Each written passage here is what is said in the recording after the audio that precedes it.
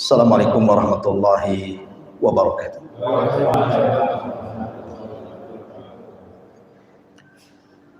Alhamdulillah, wassalatu wassalamu ala rasulillah wa ala alihi wa sahbihi wa mawalah, wa la hawla wa la quwata illa billahi wa ba'd.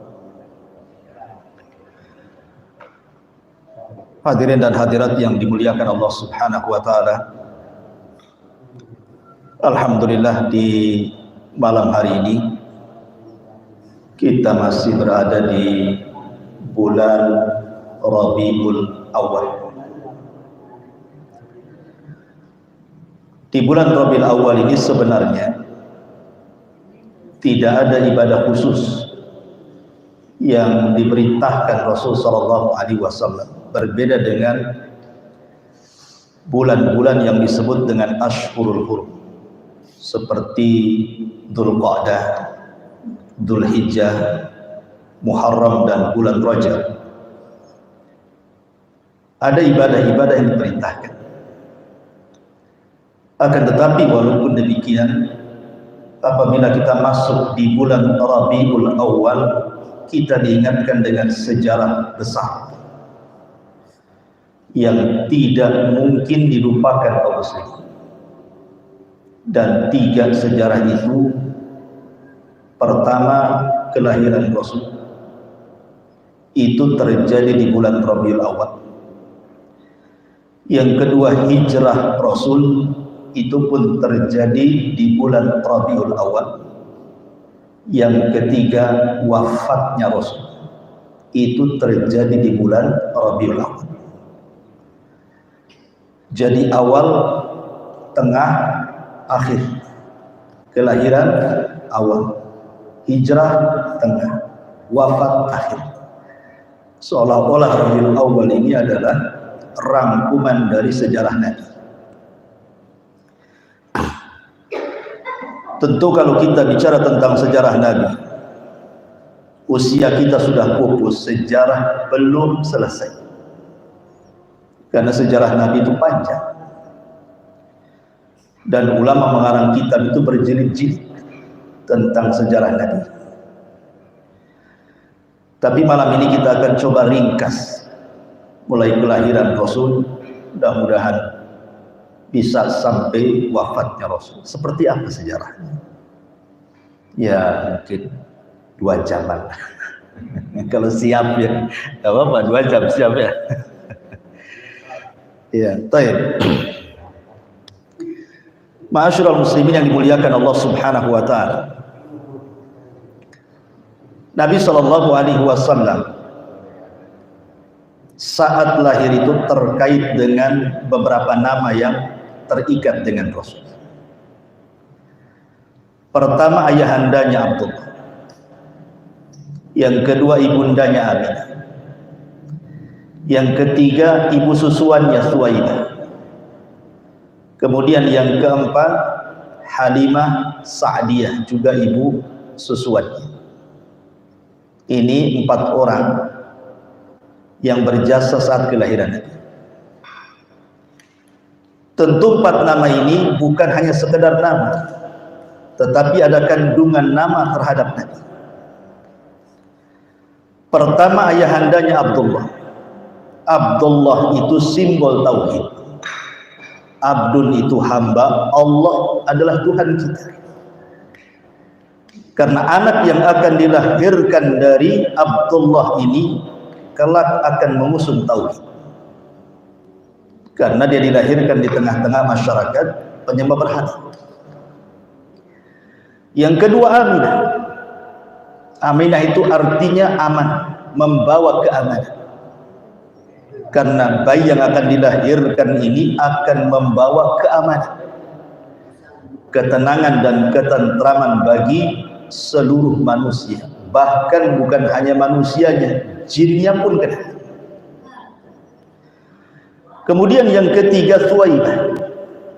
Suwaibah ini artinya diambil dari kata sawab. Sawab itu artinya pahala. Karena siapapun yang mencintai anak yang akan dilahirkan dari Abdullah dan juga Aminah ini, akan berpahala. Kalau kita mencintai Rasul itu berpahala. Kemudian yang terakhir Halimah. Halimah itu artinya kelembutan. Karena bayi yang dilahirkan ini akan membawa akhlak bagi seluruh manusia. Itu terkait 4 nama yang berjasa saat kelahirannya. Adapun tanggal, hari, bulan dan tahun. Tanggal kelahiran Nabi SAW memang diperselisihkan para ulama. Ada yang mengatakan tanggal 2 Rabiul Awal, ada yang mengatakan tanggal 8 Rabiul Awal, ada yang mengatakan tanggal 12 Rabiul Awal, ada juga yang mengatakan tanggal 18. Tetapi mayoritas para ulama banyak yang mengambil di tanggal 12 bulan Rabiul Awal. Adapun bulannya, ini pun terjadi silang pendapat. Ada yang mengatakan Rasul itu lahir bukan di bulan Rabiul Awal, tetapi di bulan Ramadan. Yang berpendapat ini adalah Al-Imam Ibnu Hazm Al-Zahiri. Kenapa Imam Ibnu Hazm sampai mengatakan bahwa Rasul itu lahir bulan Ramadan? Karena dikiaskan dengan diangkatnya beliau jadi nabi. Diangkatnya beliau jadi nabi itu di bulan Ramadan, di malam Lailatul Qadar. Sehingga kelahirannya pun di bulan Ramadan, katanya begitu. Tetapi pendapat ini tidak berdasar, hanya kias saja. Pendapat yang kuat bahwa Rasul lahir di bulan Rabiul Awal. Adapun tahunnya, di zaman itu belum ada penanggalan. Karena penanggalan Hijriyah itu baru terjadi di zaman Umar Ibn Khattab.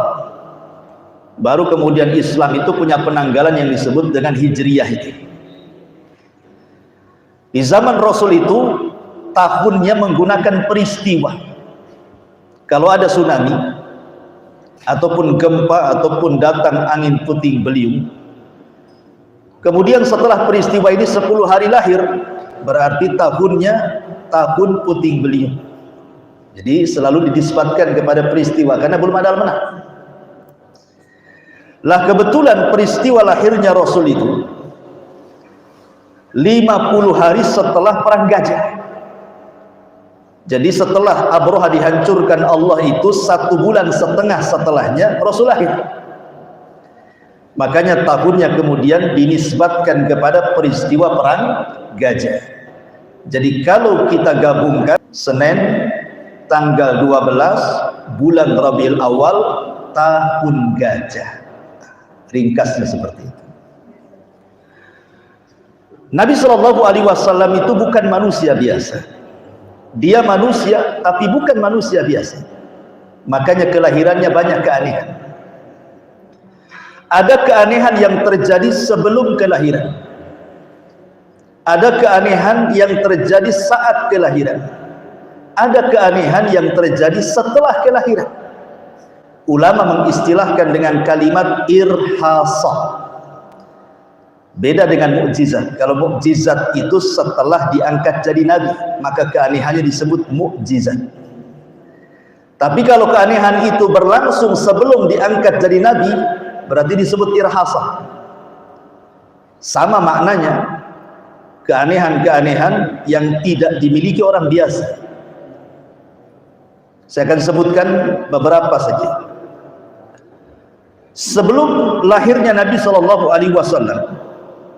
ada keanehan. Satu, orang-orang Yahudi yang berada di Syam, tiba-tiba mereka datang berbondong-bondong kemudian tinggal di kota Madinah. Ada apa? Kenapa orang-orang Yahudi kemudian hijrah dari Syam ke Madinah? Rupanya dalam keyakinan orang Yahudi, setelah mereka membaca banyak buku-buku kitab-kitab mereka, bahwa Madinah itu akan muncul Nabi akhir zaman. Sehingga orang-orang Yahudi itu mendoktrin anak-anaknya bahwa akan ada lahir Nabi akhir zaman. Makanya Allah katakan ya'rifunahu kama ya'rifuna abna'ahum. orang Yahudi itu lebih paham siapa Nabi yang akan dilahirkan, melebihi kenalnya mereka kepada anak dan istrinya. Karena setiap hari didoktrin. Makanya ketika orang-orang Yahudi berada di Madinah itu, berseberangan pemahamannya dengan suku Arab, Khazraj dan Aus, itu suka perang. Kadang-kadang menang, kadang-kadang kalah. Tapi kalau kalah dengan suku-suku Arab, maka Yahudi akan mengancam, awas saja kalau Nabi kami lahir, habis kalian. Itu perkataan Yahudi sebelum lahirnya Nabi. Karena orang Yahudi meyakini bahwa Nabi yang terakhir lahir itu dari bangsa mereka sendiri, Bani Israel. Karena kenabian kan kebanyakan dari Bani Israel. Mereka tidak paham bahwa untuk Nabi yang terakhir ini bukan dari Bani Israel, rupanya orang Arab. Nah, gitu ceritanya. Kemudian peristiwa yang kedua difirmankan di dalam Al-Quran dalam surat yang pendek, dan surat itu disebut suratul Fil. Alam tara kaifa fa'ala rabbuka bi ashabil fil alam yaj'al kaidahum fi tadlil wa arsala alaihim tayran ababil tarmihim bihi jaratin min sijil. Makanya Allah katakan kutila ashabul uhdud an-nari dhatil waqud. Dilaknat para ashabul uhdud yang menyalakan api sehingga membunuh ribuan nyawa orang-orang Nasrani. Pembakaran kepada orang Nasrani ini kedengaran kepada Raja Romawi yang ada di Syam. Karena ketika itu Syam adalah pusat kerajaan Nasrani. Marah rajanya. Akhirnya ngirim surat kepada koleganya yang ada di Habasyah, Ethiopia, untuk menghancurkan tentara Nejron yang dipimpin oleh Dunwas, raja Yahudi. Dikirimlah oleh orang-orang Habasyah pasukan, dipimpin oleh dua jenderal, yang pertama namanya Riyad, yang kedua namanya Abroha. Nanti ada ceritanya Abroha. Bawa pasukan itu dari Ethiopia, Habasyah, dihancurkan Nejron sehancur-hancurnya, dan rajanya Dunwas dibunuh. Akhirnya kemudian Yaman dikuasai dua jenderal ini, kiriman Raja Najasyi, Riyad dan juga Abroha. Tapi Abroha licik. Tidak mungkin dalam satu negara dualisme kekuasaan. Batam saja kan wali kotanya satu. Kalau dua masalah nanti pecah barelah. Akhirnya dibunuh Riyad ini sama Abroha supaya dia satu-satunya raja Nejran. Ngamuk tuh Raja Najasyi karena jenderalnya dibunuh. Tapi Abroha itu paham bagaimana menjilat penguasa. Dikirimnya hadiah banyak-banyak dari Yaman, dan dia mengatakan, aku masih meletakkan loyalitas kepada Habasyah. Akhirnya Abroha ditunjuk menjadi bagian dari Habasyah yang ada di Nejran, Yaman. Abroha ini namanya orang asing datang, orang Ethiopia datang ke Yaman. Yaman negeri Arab, kan beda namanya, beda tempat tentu beda bahasa, beda tempat tentu beda karakter. Abroha melihat orang-orang Arab ini aneh, setiap tahun datang ke Mekah mengagungkan Ka'bah. Jadi Abroha ini penasaran gitu ya, bentuk Ka'bah itu kayak apa? Kenapa orang-orang Yaman setiap tahun haji ke Mekah itu? Tentu hajinya ala musyrik ya, karena Islam kan belum datang. Tapi haji itu kan syariat Ibrahim sudah ada. Disangkanya Abroha, orang-orang Arab itu setiap tahun ke Ka'bah, mengunjungi Ka'bah itu karena bangunan Ka'bah itu megah gitu. Jadi dia pikir bahwa kenapa orang Arab itu mengagungkan Ka'bah? Dipikirnya karena bangunannya megah. Jadi dibuat rekreasi gitu. Jadi Abroha bertanya, Ka'bah itu kayak apa sebenarnya? Maka diceritakan Ka'bah itu hanya tumpukan batu yang dikasih baju kiswah, itu saja. Akhirnya Abroha berpikir, bagaimana kalau dia buat gereja, karena dia kan Nasrani, yang sangat megah melebihi kemegahan Ka'bah, boleh jadi bisa menjadikan orang-orang Arab beralih kiblat ke gerejanya. Dibuatlah gereja semegah mungkin, dilapisi emas dan perak, dan sangat tinggi. Saking tingginya kalau nenggak ke atas itu kopiahnya sampai jatuh. Ini kalau saya pakai kopiah nenggak itu sampai jatuh, makanya disebut kulais namanya.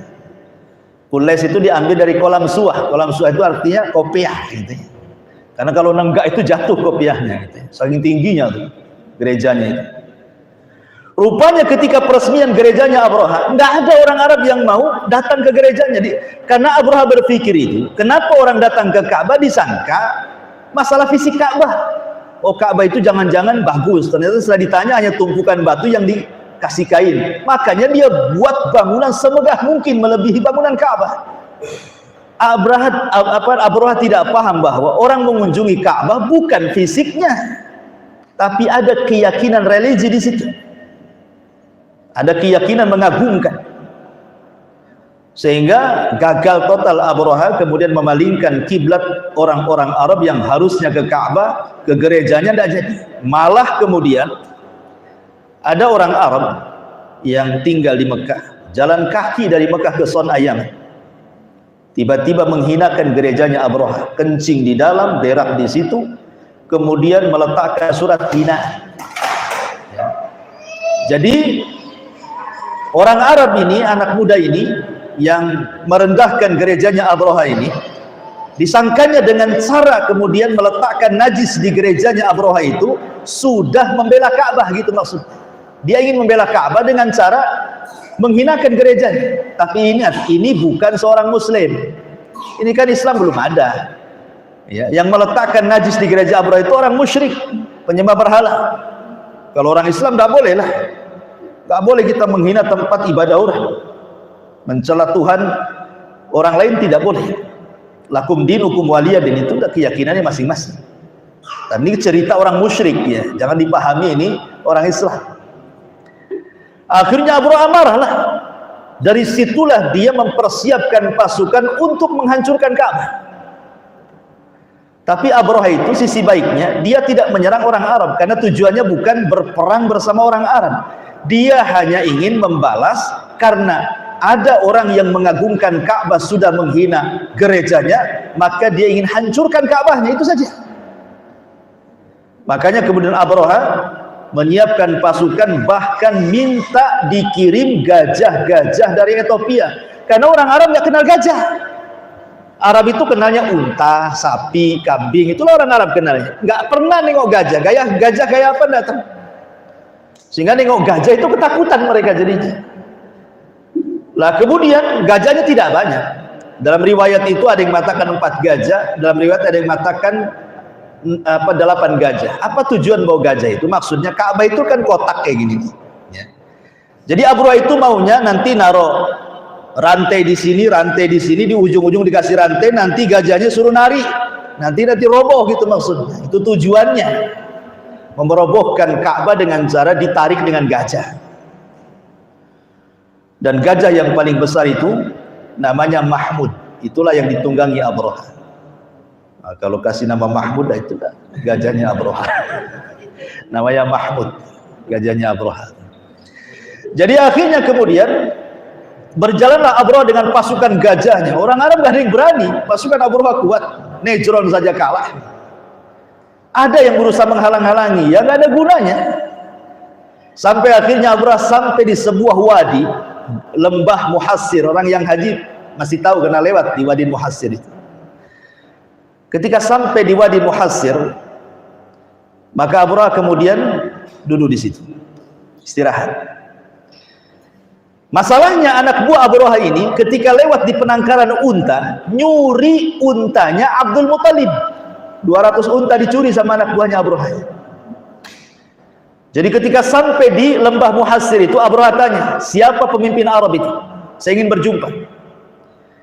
Kemudian dipanggillah pemimpin Arab yang kebetulan ketika itu pemimpin Arab adalah kakek Nabi Abdul Muthalib. Abdul Muthalib ini orangnya berwibawa. Kan ada muka-muka itu sekali nengok saja kita ini segen ngomong, gitu ya.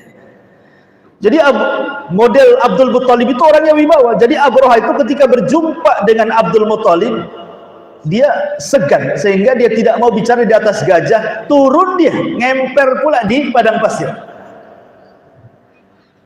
Masalahnya ketika Abraha sudah menghormati Abdul Muthalib, tiba-tiba Abraha kemudian tidak respect dengan Abdul Muthalib. Kenapa? Karena Abdul Muthalib ketika bicara dengan Abraha tidak membicarakan soal Ka'bah yang mau diserah. Kan harusnya melobi janganlah kau hancurkan Ka'bah, kan harusnya kan gitu ya. Ini ndak ada disinggung-singgung masalah Ka'bah itu, malah ngobrol lain. Ngobrol apa? Ngobrol masalah unta yang dicuri anak buahnya. Mana untaku katanya. Jadi Abraham mengatakan, aku ini mau menyerang Ka'bah yang kau agungkan, nenek moyangmu agungkan, kenapa kau tidak singgung-singgung Ka'bah katanya? Singgung pula untamu katanya. Inilah perkataan Abdul Muttalib yang kemudian menjadi viral di zaman sekarang istilahnya. Apa kata Abdul Muttalib? Hei Abraham, adapun unta itu ada pemiliknya. Wa ana rabbul ibil, saya pemilik unta itu. Makanya saya mau ngambil unta saya yang dicuri oleh anak buahmu. Adapun Ka'bah, hei Abraham, lahu rabbun yahmi, dia ada pemiliknya sendiri. Aku nggak ada urusan dengan Ka'bah. Dia ada pemiliknya sendiri, Allah. Nanti yang melindungi Allah, bukan saya itu. Nggak ada urusan saya dengan Ka'bah. Kau menghancurkan Ka'bah silahkan. Itu ada pemiliknya sendiri. Saya ini pemilik unta, saya mau cari unta saya gitu saja. Gitu. Akhirnya dibalikin untanya, ulang dia. Nggak peduli. Sebenarnya Abdul Muttalib ini sudah membuat sinyal. Jangan macam-macam dengan Ka'bah, gitu maksudnya. Ya, kualat nanti kamu. Tapi Abraham tidak paham, akalnya nggak sampai di situ. Kemudian ketika Abraham sudah betul-betul mau menuju Ka'bah, gajahnya pula tak mau jalan. Dia kalau diarahkan ke Yaman balik gitu ya, mau dia. Diarahkan ke Syam mau dia, tapi diarahkan ke Ka'bah tak mau dia. Dari sini sebenarnya Abraham itu mendapatkan pelajaran bahwa perkataan Abdul Muttalib ini bukan perkataan biasa, karena dibuktikan dengan gajahnya tidak mau mengarah ke Ka'bah. Harusnya kan paham ini ada apa ini kan itu.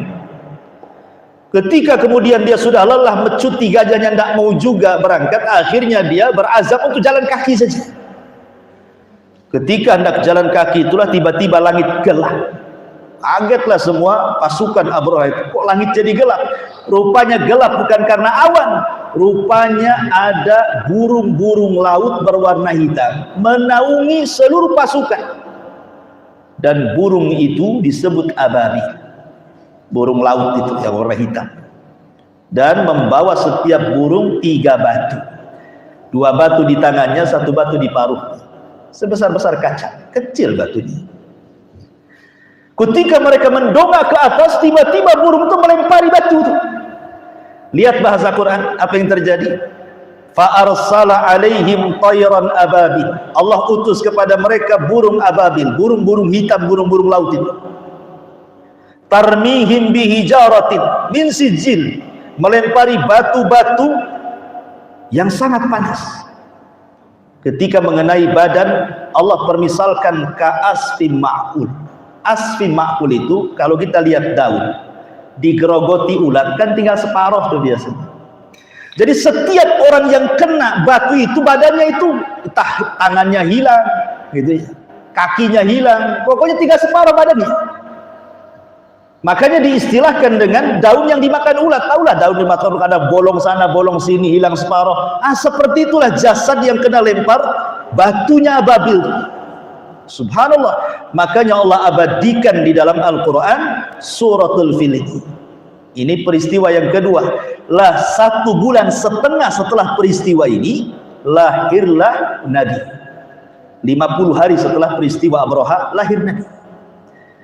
Ini 2 peristiwa aneh sebelum kelahiran namanya ya. Kita masuk saat kelahiran.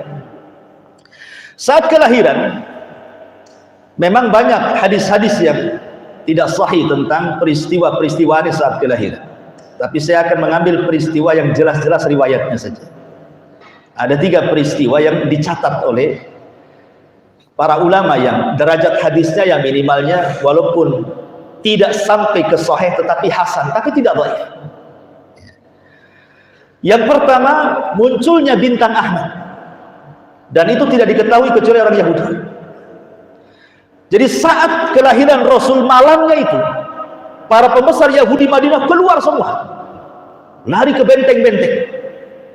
Kemudian semua menengadahkan wajahnya ke langit, karena sudah muncul bintang Ahmad, dan itu yang tahu hanya orang Yahudi saja. Sehingga kemudian orang-orang Yahudi berteriak, wulidan Nabi, wulidan Nabi. Nabi sudah dilahirkan, Nabi yang kita tunggu-tunggu sudah dilahirkan. Kemudian semua rumah orang Yahudi di kota Madinah digedor. Ada nggak perempuan yang melahirkan malam itu?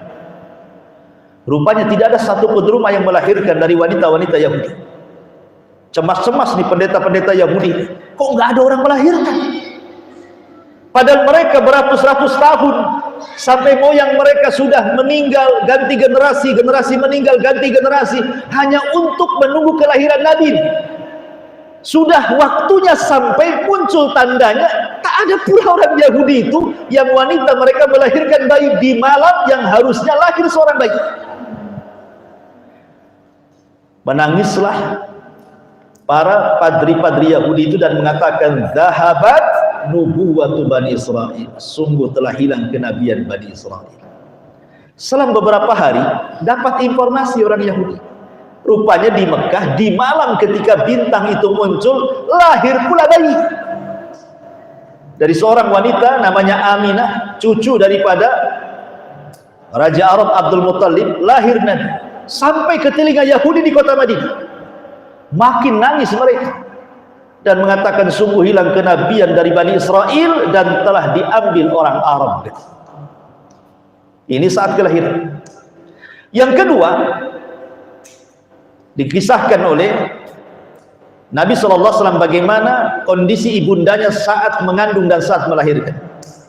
Jadi Aminah saat mengandung itu tidak ada kesulitan. Padahal wanita mengandung itu sudah rasakan kan gimana. Tidur saja susah, jalan aja susah, kadang aneh-aneh ngidamnya, makan sabun, makan balsam, macam-macam kadang-kadang. Itu ya, macam-macam perempuan itu. Tapi kata Aminah, aku mengandung Nabi itu tidak ada keberatan sama sekali, seolah-olah aku tidak hamil gitu.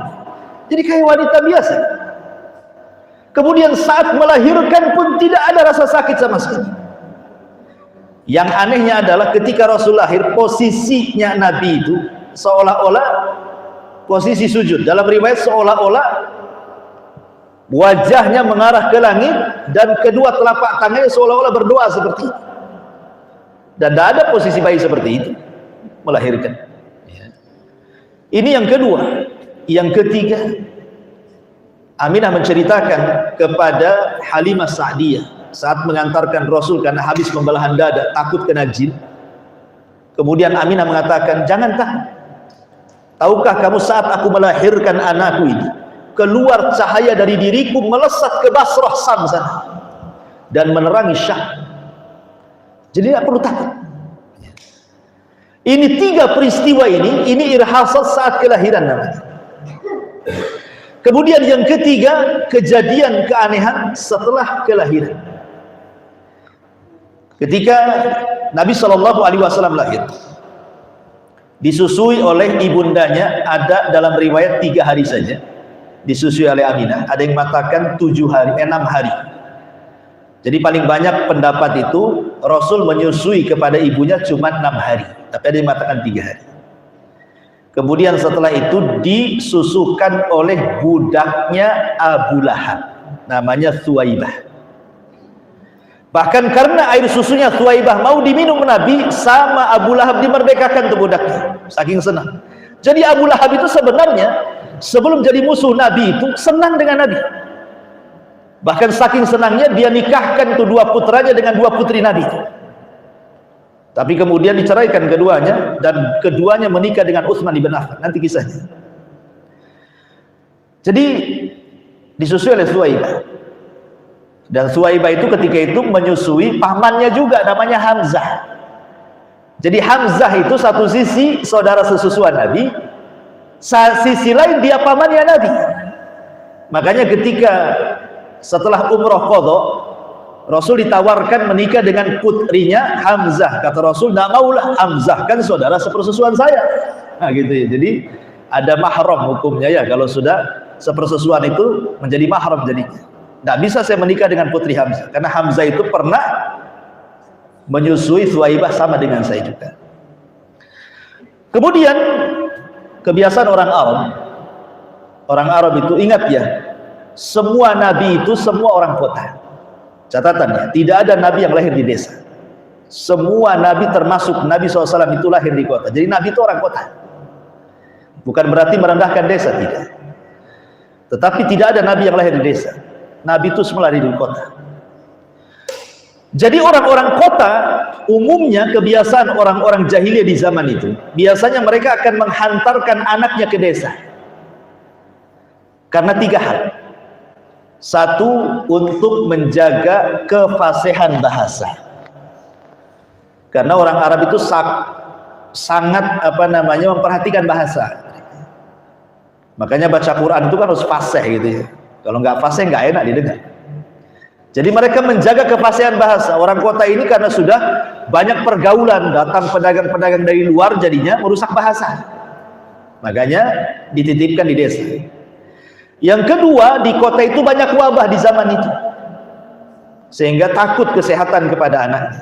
Makanya dikirim ke desa, karena desa itu biasanya tidak ada wabah, sehat kondisi. Kemudian untuk kekuatan fisik, karena orang desa itu tidak seperti orang kota malas.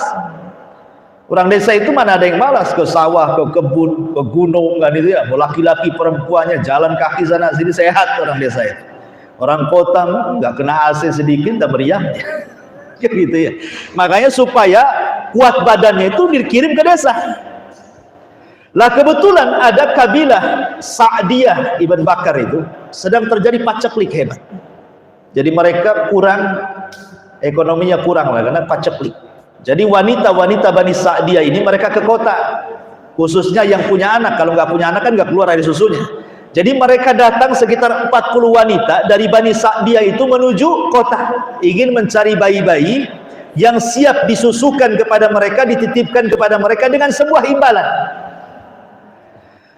Lah setiap melihat bayi Nabi, tidak ada yang mau, lewat gitu saja. Kenapa nggak mau? Pertama dia yatim. Yang kedua miskin. Kalau saya susui, apa imbalan saya? Saya sini sudah miskin, cari orang miskin pula kan gitu ya. Tidak nyambung. Ya. Akhirnya tidak ada satupun wanita yang mengambil bayi Nabi itu. Ketika semua sudah habis, wanita 40 ini dapat bayi masing-masing, bayi orang-orang kaya, pulang mereka. Bayi Nabi ini nggak ada yang ambil.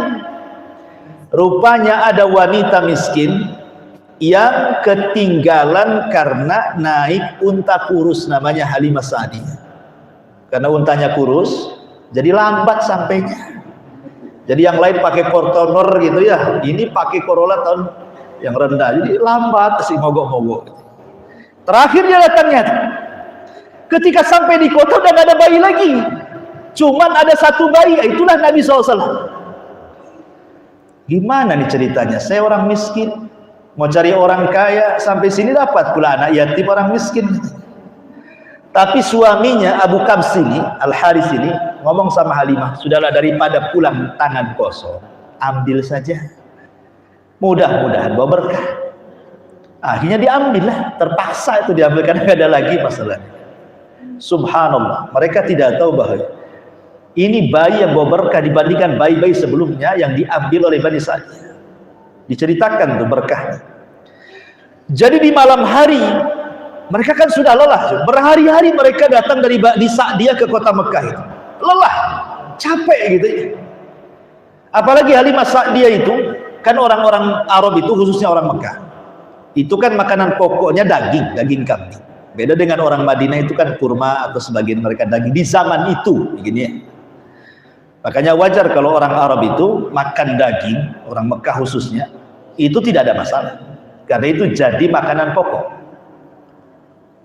Yang kedua, kambing-kambing di Mekah itu berkah. Karena didoakan Nabi Ibrahim. Jadi kisahnya begini. Ismail alaihi salam itu menikah dengan wanita Jurhum.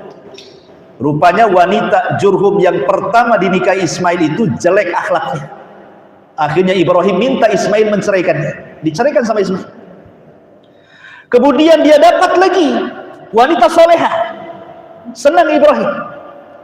Ketika istrinya Ismail yang kedua yang soleh ini kemudian memberikan makanan daging kambing dan juga air zam-zam, Ibrahim mendoakan dua makanan ini dan mengatakan, Allahumma barik li ta'amihim wa syarabihim. Ya Allah berkahi makanannya, ya Allah berkahi minumannya. Sejak itu zam-zam jadi berkah dan daging kambing jadi berkah. Maksudnya kambing yang ada di Mekah, bukan kambing yang ada di Tamiyah. Ya. Makanya orang Arab ini kalau mereka makan daging kambing mau 10 kali sehari nggak akan kolesterol, nggak akan darah tinggi. Coba bapak-bapak makan setiap hari sebulan saja daging kambing, pagi siang sore, pagi siang sore, apa nggak masuk awal bros tuh? Langsung tuh stres kan gitu. Karena kambing di sini tidak diberkahi, ya di sana kan diberkahi. Nggak tahu kalau orang Arab makan kambing Batam ya nggak tahu.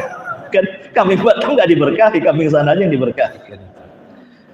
Baik, jadi intinya bahwa Halimah kan bawa kambing itulah untuk makanannya, bawa kambing banyak. Terkadang diperah susunya.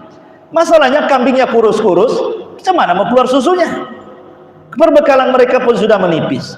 Anak yang dibawa yang disusui pun udah nggak keluar air susunya. Subhanallah, di malam itu ketika mereka mengambil Nabi, tiba-tiba kambing yang tadinya tidak keluar susunya, tetenya membesar, kemudian air susunya banyak. Diperah itu bisa jadi 1 baskom. Diminum sama suaminya sampai kenyang, sama Halimah sampai kenyang, sampai di tetenya Halimah sendiri menggemu dan banyak air susunya sehingga anaknya sendiri bisa kenyang nyusu, dan Rasul pun bisa menyusu. Malam itu mereka bisa istirahat sampai pagi sehingga pulih kembali tenaganya. Itu keanehan pertama. Keanehan yang kedua, ketika Rasul hendak disusukan di sebelah, teteknya sebelah kiri, tidak mau dia. Kenapa? Karena alasannya itu untuk anaknya Halimah. Dia tidak mau mengambil hak orang lain. Jadi dia mau yang kosong saja sebelah kanan. Bayangkan, bayi paham nggak hak orang itu? Kadang-kadang udah tua pun zaman sekarang tak paham hak orang, diambil juga kan gitu ya. Ini kan Rasulullah SAW luar biasa gitu. Ini kan sudah nampak keajaiban. Akhirnya kemudian berangkatlah Halimah ini. Subhanallah, si Atan itu, tunggangan yang kurus itu, dia datang paling belakang, ya, tetapi pergi sampai di Bani Sa'diyah paling depan. Ini aneh ini.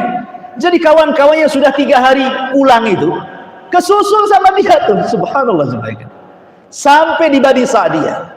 Ketika sampai saja di Bani Sa'diyah, tiba-tiba hujan. Itu kan sudah paceklik lama. Tiba-tiba hujan. Dari sinilah Halimah dan suaminya betul-betul tidak menyesal mengambil bayi Muhammad ini. Karena dari mulai pengambilan sampai ke kampungnya berkah semuanya. Betul kata suaminya, ambil saja, mudah-mudahan berkah. Kemudian kambing-kambingnya selama Rasul berhari-hari di situ menjadi gemuk, dan kambing-kambing orang kalau bergabung dengan kambing Halimah jadi gemuk juga gitu.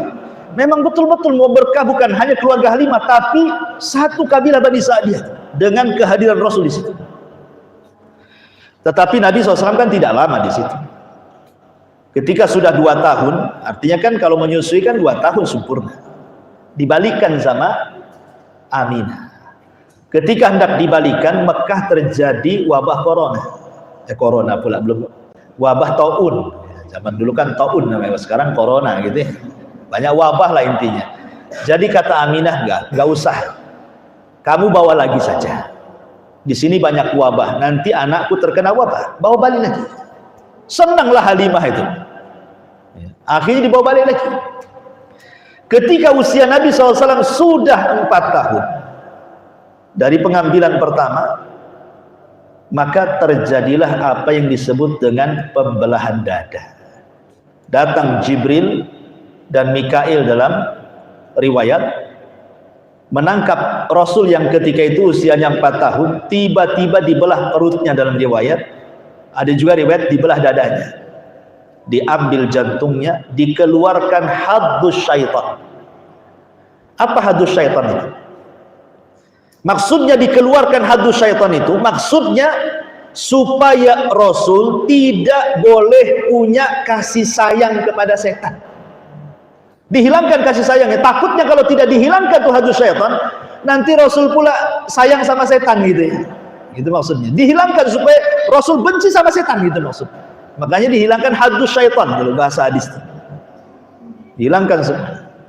Kemudian diisi dengan hikmah, iman, ya, dan begitu seterusnya. Lah ketika pembelahan itu, saudara sepersusuannya Abdullah putra Halimah itu lihat, ya namanya anak-anak 4 tahun, polos lah kan begitu. Ngomonglah sama ibunya. Apalagi bekas jahitannya itu ada gitu. Maka takut Halimah, takut terjadi apa-apa. Akhirnya kemudian sebelum ada apa-apa, karena dikhawatir jangan-jangan yang datang setan, yang datang jin, kan nggak tahu. Jadi ketakutan. Jadi setelah kemudian Nabi SAW setelah peristiwa itu, pokoknya gampang lah kehidupan Halimah ini. Takut ada apa-apa, akhirnya dibalikkan ke Aminah. Ketika usianya sudah 5 tahun lebih gitu. Kemudian Aminah ibundanya ingin mengajak ziarah ke kuburan ayahnya di Madinah. Berangkatlah 3 orang, Aminah, kemudian budaknya Ummu Aiman, dan Rasul ketika itu masih ya 5 tahun lebih lah, dibawa ke Madinah. Kemudian sampainya di Madinah, berziarah ke kuburan ayahnya. Cukup lama, beberapa bulan dia tinggal di Madinah, kemudian pulang ke Mekah. Lah, di tengah perjalanan antara Mekah dan Madinah, di situ ada daerah namanya Abuah. Sakit pula Aminah, memarah pula sakitnya, dan Allah takdirkan meninggal dunia di usia Rasul 6 tahun. Jadi lengkap Rasul itu menjadi yatim piatu. Pertanyaan, kenapa Nabi SAW harus ditinggal meninggal orang tuanya, dua-duanya lagi di usia yang masih belia? Kan kasihan gitu. Kenapa Allah Subhanahu wa Ta'ala tidak hidupkan saja kedua orang tuanya sampai Rasul besarkan? Kenapa mesti diwafatkan? Rasul masih kecil. Ada 3 alasan kata para ulama. Pertama, kenapa diwafatkan Abdullah dan Aminah di usia Rasul masih kecil? Karena tugas keduanya sudah selesai melahirkan seorang Nabi. Sudah lahir Nabi, selesai tugas, wafat. Hikmah yang kedua, supaya Nabi SAW menjadi percontohan bagi setiap anak yatim. Jadi kalau ada orang terlahir yatim, jangan sedih. Nabi kita juga yatim, gitu maksudnya. Dan keyatiman itu tidak mesti harus rendah kehidupannya. Banyak kok anak yatim yang menguasai dunia. Imam Syafi'i yatim, tapi menjadi imam ulama dunia. Imam Ahmad yatim, Imam Malik yatim. Ulama madhab itu rata-rata yatim, tetapi menjadi ulama dunia. Jadi kalau ada orang yatim, jangan sedih. Nabi pun pernah yatim. Itu hikmahnya. Yang ketiga hikmahnya, supaya Rasul tidak bergantung kepada kedua orang tuanya, dan hanya bergantung kepada Allah, alias ada kemandirian. Karena biasanya kalau tidak ikut ayah dan bapaknya, mandiri kan dia, gitu. Supaya dididik mandiri dari kecil. Akan tetapi kan tidak semua anak yang kemudian ditinggal meninggal orang tuanya mandirinya positif, gitu ya. Ada juga yang negatif. Apalagi setan itu paling suka kalau ada suami istri bercerai dan punya anak. Setan itu paling suka. Kenapa? Karena ujung-ujungnya jadi anak angkat setan. Bapaknya kawin lagi nggak ngurus anaknya, istrinya kawin lagi nggak ngurus anaknya, datang setan, nak jadi anakku saja. Nah, jadi anak setan dia. Makanya suka setan itu kepada orang yang melakukan perceraian. Taib, kembali ke kisah bahwa Nabi SAW setelah kemudian usia 6 tahun oleh Ummu Aiman diserahkan kepada kakeknya Abdul Muthalib. Tapi sayang Abdul Muthalib pun tidak lama, hanya 2 tahun saja meninggal dia.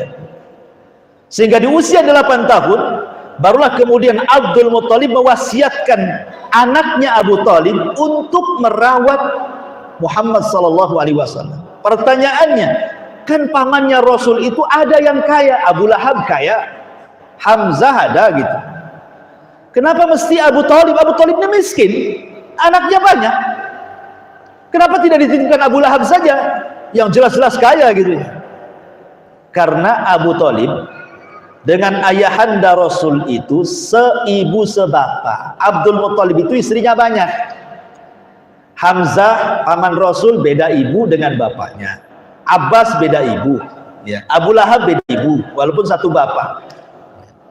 Yang satu bapak satu ibu itu adalah Abu Talib. Makanya kenapa kedekatan Abu Talib dengan ayahanda Rasul tentu lebih dekat, karena satu kandung kan gitu ya. Kalau yang lain kan beda ibu. Makanya Abdul Muthalib menitipkan kepada Abu Talib, tolong rawat anak kita. Maka dengan senang hati Abu Talib mengambil Rasul. Lah di rumah Abu Talib inilah Rasul hidup sampai menikah dengan Khadijah, baru pisah. tetapi terus berhubungan dengan Abu Talib. Walaupun sampai diangkatnya jadi Nabi dan Rasul, tetap berhubungan dengan Abu Talib. Bahkan tidak bisa lepas dari Abu Talib, karena yang membela dakwah Rasul itu Abu Talib. Walaupun dia meninggal dalam kondisi kafir, tapi punya kebaikan membela dakwah Rasul, sehingga ketika Abu Talib masuk neraka dan digulung oleh api neraka, maka Rasul meminta kepada Allah syafaat khusus agar Abu Talib diringankan azabnya. Maka diletakkan di sandal neraka, tidak digulung oleh neraka, dan itu disebut syafaat khusus karena jasanya Abu Talib, gitu maksudnya ya.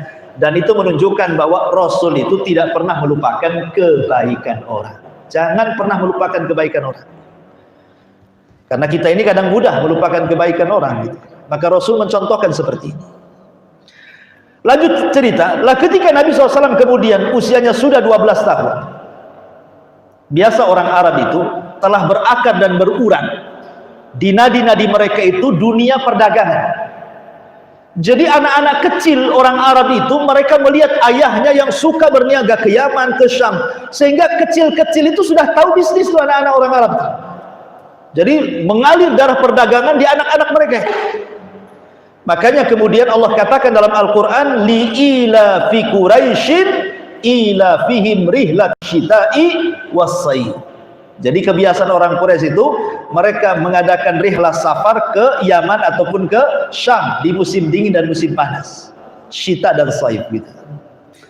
Jadi umur 12 tahun pamannya ingin ngajari Nabi dagang, dibawalah ke Syam. Sampai di Syam, di perbatasan Syam, rupanya ada pendeta namanya Buhairah Rahib. Buhairah Rahib ini pendeta agak sedikit ekstrim dia, berbeda dengan pendeta-pendeta Syam lainnya. Saking kerasnya diusir dia dari kanisah, dari tempat peribadatan orang-orang Nasrani sana, diusir karena keras, terlalu keras dia. Kemudian yang kedua, dia mempelajari ilmu ramal. Makanya akhirnya dia menyendiri di padang pasir, Buhairah Rahib ini. Dan dia punya ramalan bahwa nanti akan lewat di depan tendanya itu calon seorang nabi. Jadi setiap hari dia mandangi orang lewat saja. Sampai suatu ketika datanglah kafilahnya Abu Talib membawa dagangan, dan Nabi ada di situ. Tiba-tiba di stop sama Buhairah Rahib. Kemudian diajak makan. Lah ketika diajak makan, Rasul tidak ikut karena Rasul harus menjaga unta-unta dan barang dagangannya, kan. Jadi Buhairah Rahib itu lihat satu-satu kafilah dagang itu, ada nggak yang ciri kenabian? Kata Buhairah, ada nggak orang lain lagi? Apa cuman kalian aja di sini? Kata Abu Talib, ada anakku, gitu. Tapi dia jaga unta di luar sana. Kalau begitu anakmu panggil sini. Lah ketika Rasul masuk di usia 12 tahun, Buhairah nampak ini kok lain sendiri anaknya. Kemudian diperiksa, rupanya ada stempel kenabian di belakang punggungnya. Kata Buhairah, ini anak siapa? Kata Abu Talib, itu anak saya, kata. Oh enggak, anak ini pasti tidak punya bapak. Tahu dia, ya karena dia sudah membaca tanda-tandanya, kan. Barulah Abu Talib ngaku, ya saya bukan bapaknya, saya pamannya, kata. Dari situ kemudian Buhairah Rahib meminta Rasul dan juga kafilah dagang itu jangan langsung pergi. Jadi ingin memastikan apakah dia nabi betulan atau enggak, gitu. Jadi diminta beberapa hari di rumahnya Buhairah Rahib itu. Jadi kalau Rasul itu kemudian keluar, dia memandang awan, kok naungi Nabi, gitu. Kemudian dia duduk di pohon dan tidak ada yang duduk di pohon itu kecuali seorang Nabi. Pokoknya banyak keanehan. Dari situ Buhairah Rahib mengatakan kepada Abu Talib, jangan dibawa ke Syam, jangan. Sebaiknya anak ini pulangkan kembali ke Mekah. Abu Talib bingung lah, ini apa ini? Buhairah mengatakan, ini ponakanmu akan jadi nabi. Kalau orang-orang Yahudi tahu yang ada di Syam, dibunuhnya anak ini. Pulang saja. Akhirnya pulang lagi, nggak jadi berniaga. Lah tetapi Nabi SAW ini, dia ingin membantu ekonomi pamannya. Bagaimana caranya, gitu. Jadi di usia 12-13 tahun itu memang sudah dewasa, gitu. Ingin bantu ekonomi pamannya karena dia sudah lama tinggal di situ dan berjasa Abu Talib. Jadi melirik orang, kok banyak orang yang mengambil upah dari penggembala kambing. Mulailah dia kemudian cari-cari orang kaya yang banyak kambingnya, kemudian menawarkan diri untuk merawatnya dengan upah sekian dan sekian. Sejak itulah Rasul menjadi penggembala kambing. Makanya Rasul mengatakan, ma min nabiyyin illa wara'al ghanam. Tidak ada satupun nabi kecuali pernah menggembala kambing. Kenapa Rasul SAW harus menggembala kambing? Bahasa ulama, karena Rasul akan memimpin umat. Jadi sebelum memimpin umat, dilatih memimpin kambing dulu, gitu maksudnya. Jadi sebelum dia memimpin umat, disuruh memimpin kambing. Kenapa memimpin kambing? Mengantarkan kepada memimpin umat, karena memimpin kambing itu akan terlahir akhlak leadership, kepemimpinan. Satu, sabar. Namanya merawat peliharaan, ya sabar. Kalau nggak sabar matilah kan itu. Anda saja punya kucing nggak dirawat mati dia. Satu burung saja kita kalau nggak dirawat mati dia, apalagi ini ribuan kambing kan gitu ya. Akhirnya harus sabar dia. Lahirlah akhlak sabar. Kemudian lahir akhlak rahmat, kasih sayang. Sebab tidak semua kambing sehat, mesti ada yang sakit kan itu ya. Harus diobati juga kan itu. Itu kan kasih sayang, kita ngobati supaya sehat kan gitu. Lahir sifat sayang. Kemudian lahir sifat berani. Kenapa? Ini ribuan kambing terancam serigala. Berarti kita harus melawan serigala supaya serigala jangan makan kambing kan? Dilatih keberanian tuh, melawan serigala. Kemudian juga dilatih kelembutan. Karena memelihara binatang itu harus lembut, tidak boleh kasar. Dan akhlak-akhlak yang lain terlahir dari penggembala kambing ini.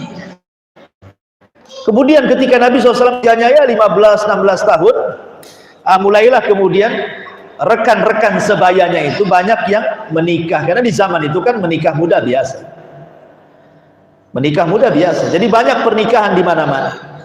Masalahnya, Nabi SAW tidak suka datang ke pernikahan itu. Kenapa? Karena orang-orang jahiliyah itu kalau menikah suka bermaksiat, minum khamr, ya, kemudian didatangkan artis-artis telanjang dan begitu seterusnya. Pokoknya maksiat semua.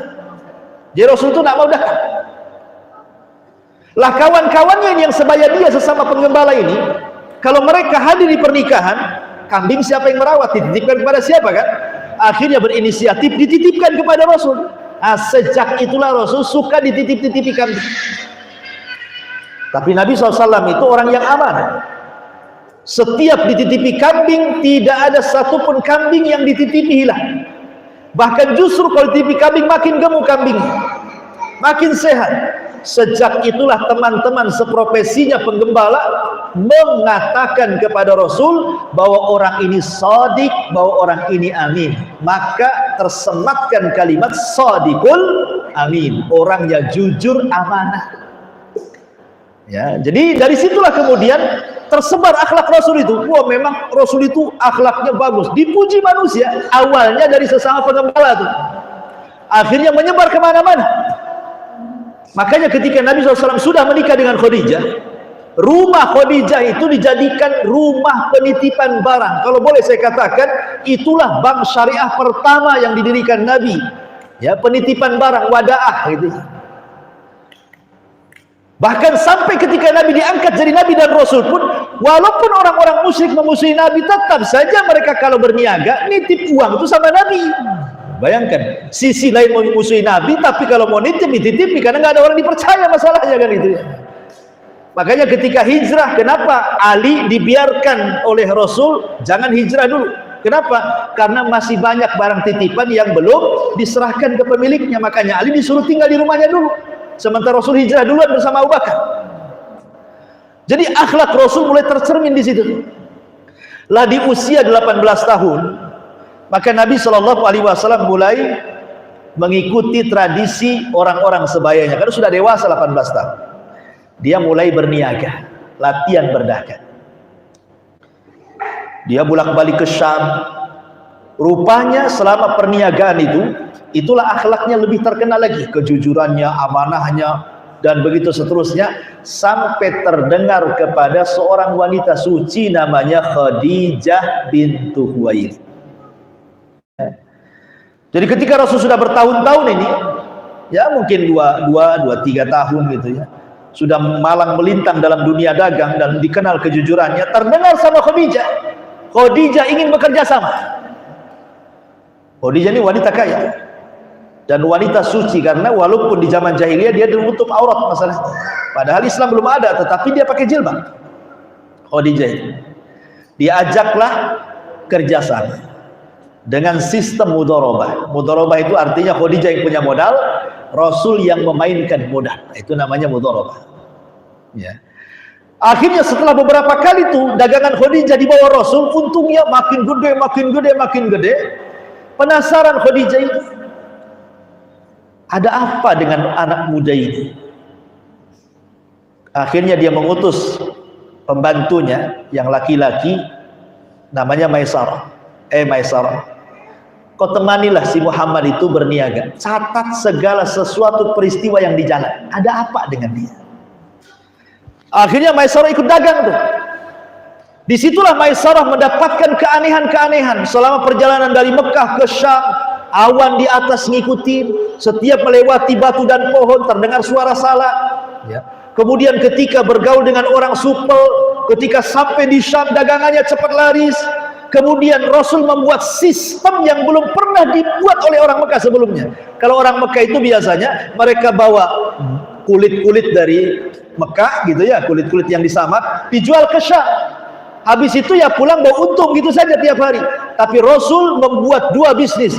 Dia jual barang dari Mekah ke Syam, dia beli barang dari Syam dijual di Mekah. Nah, itu pertama kali dilakukan tuh. Akhirnya diikuti orang. Itu cerdasnya Nabi. Disitulah Rasul berjumpa dengan peniaga-peniaga besar. Kenal Abu Bakar, kenal Utsman, kenal Abdurrahman bin Auf, kenal para pengusaha lah pokoknya. Karena sudah jadi pengusaha sekarang ini. Jadi sesama pengusaha kan kenal jadinya. Akhirnya tertariklah Khadijah dengan Rasul karena akhlaknya, kemudian pandai dagang dan begitu seterusnya. Dikirimlah Nafisah untuk menanyakan, mau nggak Nabi menikah dengan saya? Jadi yang tertarik bukan Rasul kepada Khadijah, Khadijah tertarik kepada Nabi. Tapi Rasul itu beradab. Khadijah sudah cantik, kaya raya, bahkan wanita terkaya gitu, orang yang menjaga diri. Rasul tetap mengatakan kepada Nafisah, tunggu keputusannya sampai aku minta izin paman. Subhanallah, mau kawin saja izin paman. Kalau laki-laki kita kan nggak ada izin-izinan ya, perempuan biasanya. Enggak, Rasul itu menganggap Abu Thalib bapaknya. Makanya dia bilang nggak bisa. Saya harus izin pamanku dulu Abu Thalib. Kalau kata Abu Thalib iya, aku lakukan. Kalau kata Abu Thalib jangan, tidak aku lakukan. Kalau laki-laki zaman sekarang ditawari janda, kaya, pengusaha, nggak ada ceritanya izin-izin. Kapan kita kawin gitu? Mana ada cerita-cerita gitu. Ya. Jadi Rasul itu beradab, tanya dulu. Ketika pamannya mendengar dia dilamar Khadijah, kata pamannya Abu Thalib, itu wanita baik-baik, kau cocok dengan dia. Disitulah akhirnya terjadi pernikahan pertama seorang laki-laki yang menghormati wanita di zaman Arab Jahiliyah. Nggak ada sebelumnya pernikahan seperti pernikahan Nabi dengan Khadijah. Nabi SAW sangat memuliakan Khadijah. Walaupun Khadijah kaya, tetap dia memberikan mahar terbaik kepada Khadijah. Mahar terbaik. Kalau sekarang ya paling tinggi seperangkat alat sholat lagi. Gitu. Ini terbaik, banyak unta yang dijadikan maharnya, luar biasa gitu. Sampai akhirnya ketika sudah menikah, Khadijah makin yakin suaminya orang baik, diserahkannya kekayaan, diserahkannya asetnya, rumahnya. Ini semua milikmu wahai suamiku. Mana ada sekarang wanita janda kaya menikah dengan seorang laki-laki, tiba-tiba setelah menikah, nih rumah, nih bisnis, nih uang milikmu wahai suamiku. Nggak ada ceritanya zaman sekarang. Pasti datang ke notaris dulu kan, pisah-pisah hartamu, hartaku katanya. Tapi Khadijah saking yakinnya dengan Nabi, saya serahkan sampai hartanya, luar biasa tuh. Kenapa Khadijah yakin ini bukan orang sembarangan? Dan sejak itu Nabi SAW betul-betul memainkan harta Khadijah berniaga. Dan ketika di puncak karirnya di usia 7 atau 38 tahun, Nabi di puncak karirnya, coba bayangkan, sudah kaya, kemudian sudah punya anak lagi, kemudian juga relasinya banyak, dan dipuji orang. Tidak ada orang yang mencela orang-orang jahiliyah kepada Rasul. Semua mengatakan Shadiqul Amin. Kurang apa coba hidup di dunia ini?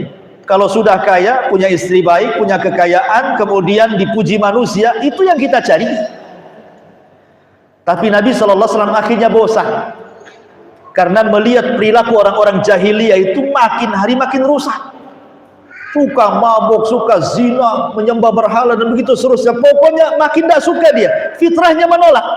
Sejak itu dia berhenti berdagang. Di usia 37-38 tahun akhirnya dicintakan untuk berkhalwat menyendiri, kadang ke Mina, kadang ke Muzdalifah, sampai di usia 40 tahun dia mendapatkan tempat untuk berkhalwat di sebuah gua namanya Gua Hira. Itu gua tinggi, dari gua itu bisa nampak Mekah ke bawah. Tetapi 6 bulan sebelum Rasul menemukan gua itu, Rasul SAW dalam riwayat Bukhari selalu dimimpikan aneh di malam hari dan menjadi kenyataan di siang hari. Mimpinya aneh, setiap mimpi jadi kenyataan, setiap mimpi jadi kenyataan. Mimpi apa saja besoknya jadi kenyataan. 6 bulan tuh berturut-turut seperti itu. Rupanya itu pertanda bahwa dia akan diangkat jadi nabi. Kemudian setelah Rasul genap 40 tahun, dan usia 40 tahun itu adalah usia di mana nikmat Allah sudah sempurna. Bisa saja Allah angkat Rasul di usia 25 kan? Atau bisa saja Allah mengangkat Rasul di usia 30. Kenapa mesti di 40? Ya. Karena usia 40 itu ke atas, itu nikmat Allah sudah sempurna. Biasanya usia 40 tahun ke atas itu sudah punya anak, sudah punya istri, sudah punya rumah walaupun kontrak, sudah punya kerja, kemudian akalnya mulai dewasa, kan gitu ya. Jadi sempurna nikmat Allah itu. Makanya di usia itulah Rasul diangkat. Makanya kenapa usia 40 itu menjadi sebuah usia kehati-hatian, kata ulama. Siapa yang di usia 40 tahun belum bertobat, maka akan susah dapat taufik setelahnya. Tapi siapa di usia 40 tahun sudah mulai berpikir dia bertobat, maka akan dituntun dengan taufik. Apalagi kemudian usia 50-60 tahun nggak tobat-tobat, itu bahaya. Akan sulit tuh mendapatkan hidayah. Makanya dalam dosa itu pun dibedakan. Anak muda berzina dengan kakek-kakek berzina, dosanya beda. Dosanya beda itu. Kalau anak muda berzina, ya dosa zina saja dia dapat. Tapi kalau kakek-kakek berzina, itu dosanya bukan zina saja. Kata Nabi SAW, Allah tidak akan bicara dengan dia pada hari kiamat. Allah tidak akan mensucikannya. Bahkan Allah sediakan azab yang pedih. Kenapa? Karena kalau sudah tua berzina, berarti zina itu memang menjadi akhlak bagi dia. Makanya sudah kebiasaan dia. Ya. Makanya kenapa dibedakan azabnya kan? Makanya usia-usia 40 tahun itulah Rasul diangkat supaya menjadi barometer. Kalau ingin baik, di 40 tahun ke atas baiklah kalian. Karena itu sudah dekat-dekat. Ya, karena dan kita kan sudah merasa kan, kalau orang sudah makin tua, 40, 50, 60, apalagi 70 tahun, nikmat Allah itu kan makin dikurangi kan. Lihat sudah mulai kurang rabun-rabun tuh, sudah mulai pakai kacamata dia. Nah, kan? Telinga mulai kurang dengar. Makanan mulai dipisah-pisah, jangan ini kolesterol, jangan darah tinggi, jangan ini nanti masuk rumah sakit. Rumah sakit pun milih-milih. Enggak semua rumah sakit. Ngobrol pun soal penyakit aja kalau ketemu kawannya itu. Yang diobrolkan penyakit saja tuh. Nanti kalau tua sedikit yang diobrolkan rumah sakit yang enak fasilitasnya.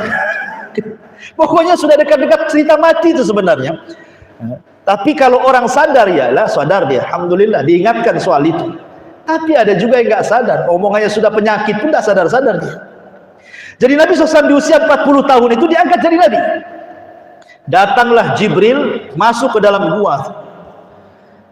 Tiba-tiba Jibril mengatakan, "Iqra ya Muhammad." Jibril datang dalam bentuk manusia tentunya, memeluk Nabi, salaman, dipeluk. Kemudian kata Jibril, "Iqra ya Muhammad," baca. Pemahaman Nabi, kalimat Iqra itu maksudnya membaca tulisan. Ya Rasul tidak bisa baca. Rasul itu kan ummi, dia tidak bisa baca, tidak bisa nulis. Makanya Rasul mengatakan, "Ma ana biqari," dari mana aku bisa baca? Kata Jibril, "Iqra," baca. Kata Rasul, "Aku tidak bisa baca." Sampai 3 kali. Akhirnya Jibril pun mentalkin, "Iqra bismi rabbikal ladzi khalaq, khalaqal insana min 'alaq, Iqra wa rabbukal akram alladzi 'allama bil qalam, 'allamal insana ma lam ya'lam." Berarti dengan turunnya 5 ayat suratul Alaq, resmi Nabi diangkat jadi Nabi. Dia sudah jadi Nabi itu dengan SK 5 ayat pertama surah Al-Alaq itu resmi diangkat, didaulat jadi Nabi dia. Tetapi belum ada kewajiban menyampaikan risalah, ya, karena belum diangkat jadi Rasul. Akhirnya setelah turun surah Al-Alaq dan didatangi Jibril, selama 6 bulan Jibril tak turun-turun, sesak dada Nabi, sehingga terpikir yang aneh-aneh. Jangan-jangan di gua itu yang datang ke saya jangan-jangan jin pula, jangan-jangan setan. Karena 6 bulan tak turun-turun lagi, menjadi sesak. Rasul bolak-balik ke gua itu tak turun-turun juga, tak ada juga orang itu tuh yang memberikan surah Al-Alaq itu. Makin sesak dadanya. Ketika sudah 6 bulan, tiba-tiba perjalanan pulang dari gua Hira ke rumah, ada teriakan dari langit, "Ya Muhammad," katanya. Pas dilihat ke atas, rupanya Jibril dalam bentuk asli. Kalau pertama kan masih menjelma manusia nih. Ini dalam bentuk aslinya, coba menampakkan diri di hadapan Rasul. Seorang malaikat memiliki 600 sayap, satu sayap saja bentangannya antara terbit matahari sampai terbenamnya. Dalam bahasa hadis disebut sadal ufuk namanya. Jadi kalau melihat ke sebelah atas depan sayap, sebelah belakang sayap, sebelah kanan kiri sayap, seolah-olah langit penuh dengan sayap. Itu baru satu sayap tuh. Sementara Jibril itu memiliki 600 sayap. Besarnya itu. Nabi ketakutan lah. Gimana? Dia nggak pernah melihat makhluk sebesar itu, apa nggak menggigil? Contoh nih, bapak datang ke hutan di sana tuh, di manalah gitu ya, Temiang sana. Tiba-tiba nemu ular piton panjangnya 100 meter. Apa nggak gigil? Bapak sendirian malam-malam lagi kan? Menggigil lah kan itu. Bukan ahli ular lagi. Itu baru ketemu ular tuh. Dan menggigil kita rasanya kan. Apalagi ngejar lagi. Makin lagi. Mungkin sampai rumah udah ngos-ngosan. Mobil macet pun mogok ditinggal tuh, lari dia. Apalagi yang dilihat makhluk sebesar itu, ya wajar Rasul menggigil. Ini makhluk apa ini kan itu. Lari dia.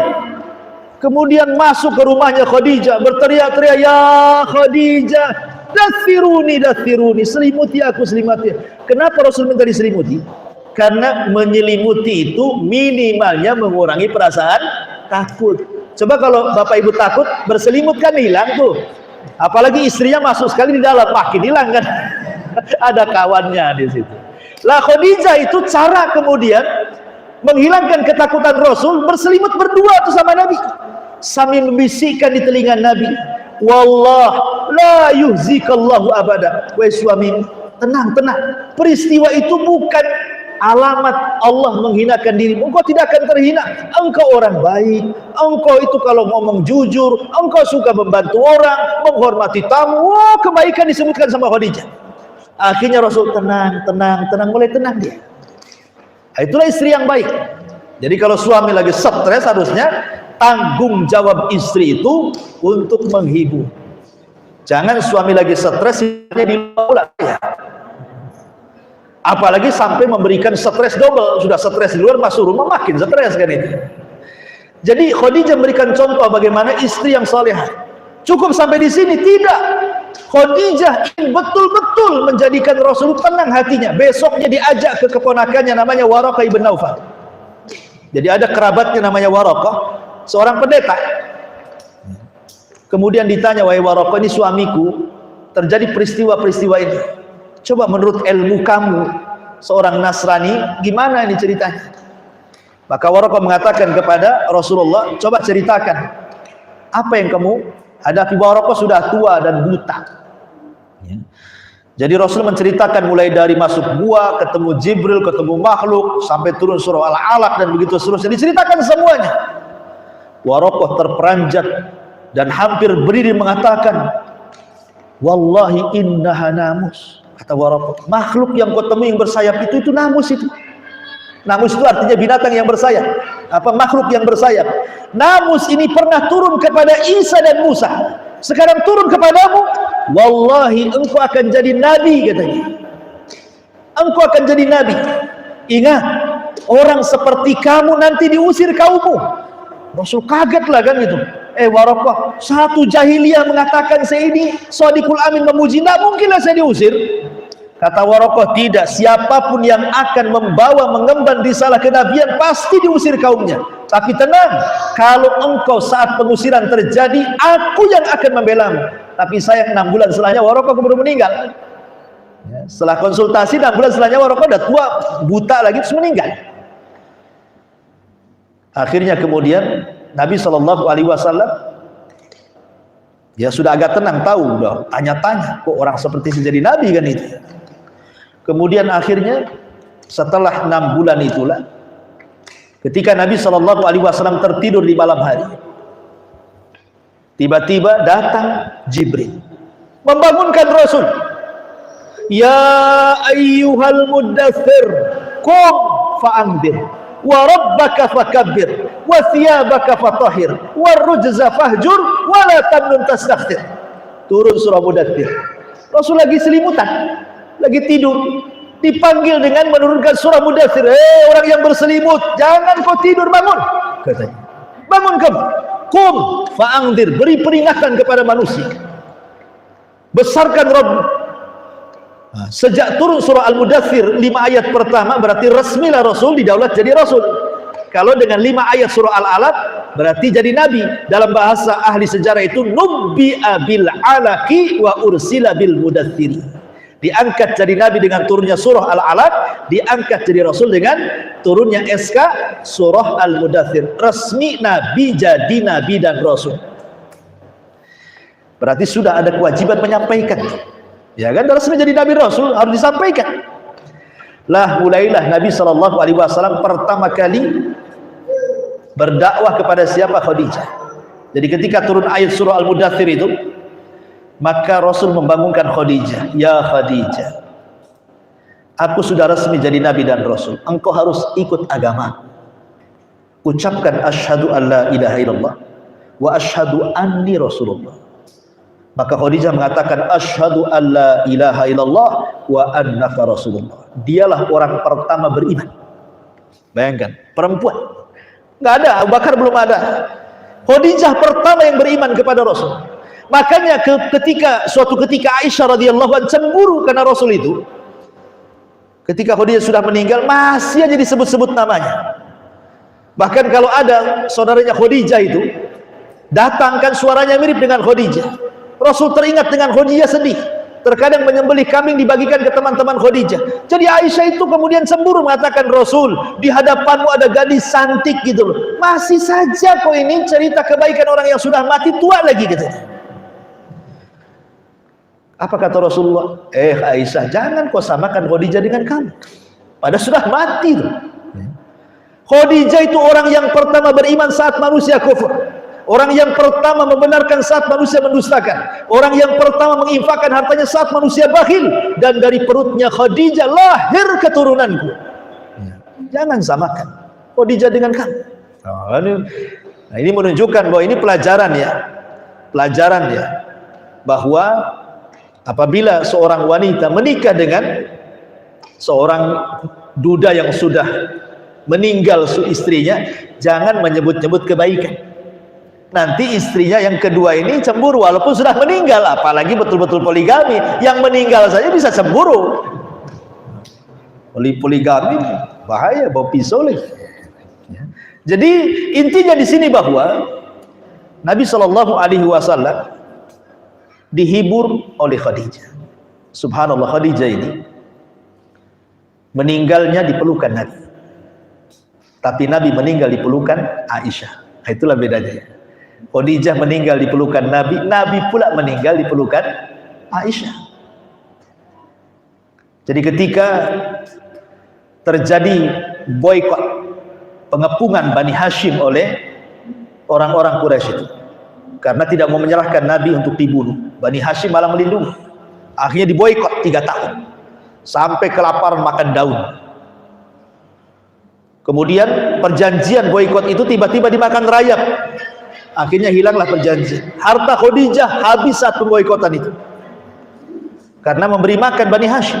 Mereka dikepung, tidak boleh ada makanan masuk. Gimana gak kelaparan? Sehingga lelahlah kehidupan Khadijah itu, karena hartanya habis membela dakwah Nabi. Jadi setelah pemboikotan 3 tahun itulah kemudian Khadijah radhiyallahu anha ingin memberikan makanan terbaik kepada Nabi. Dia masak yang enak gitu ya.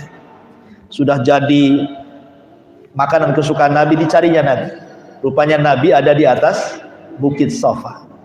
Ketika itu Jibril datang dan mengatakan, "Ya Rasulullah, ya Muhammad, sebentar lagi Khadijah akan datang.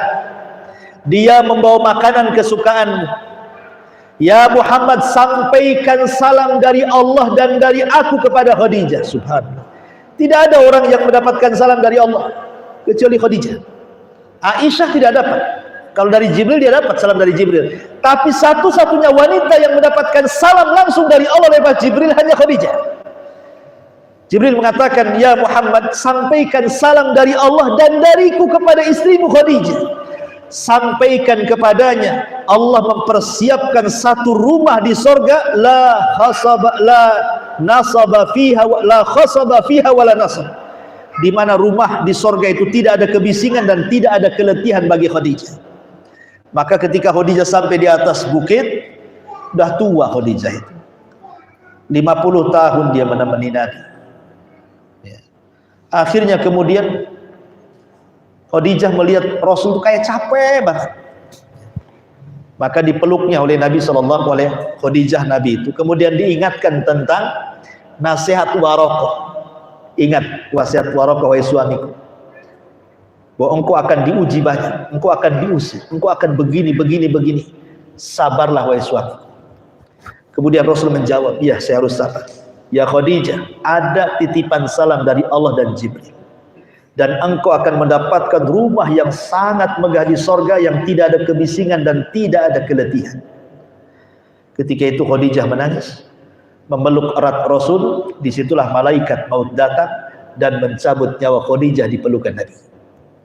Ya. Adapun Rasul sendiri meninggal justru di pelukan Aisyah. Lagi dipeluk sama Aisyah, Rasul meninggal. Itulah bedanya. Khadijah meninggal di pelukan Nabi, Nabi pula meninggal di pelukan Aisyah radhiyallahu anha.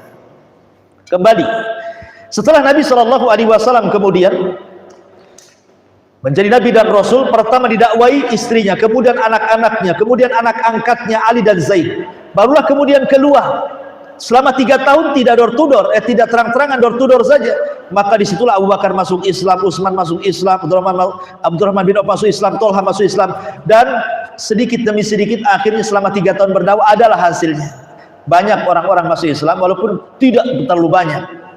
Setelah 3 tahun barulah kemudian turun ayat, "Wa anzir ashiratakal aqrabin." Hai Muhammad, berikan peringatan kepada keluarga terdekat. Jadi 3 tahun berdakwah tidak terang-terangan, baru setelah itu berdakwah terang-terangan.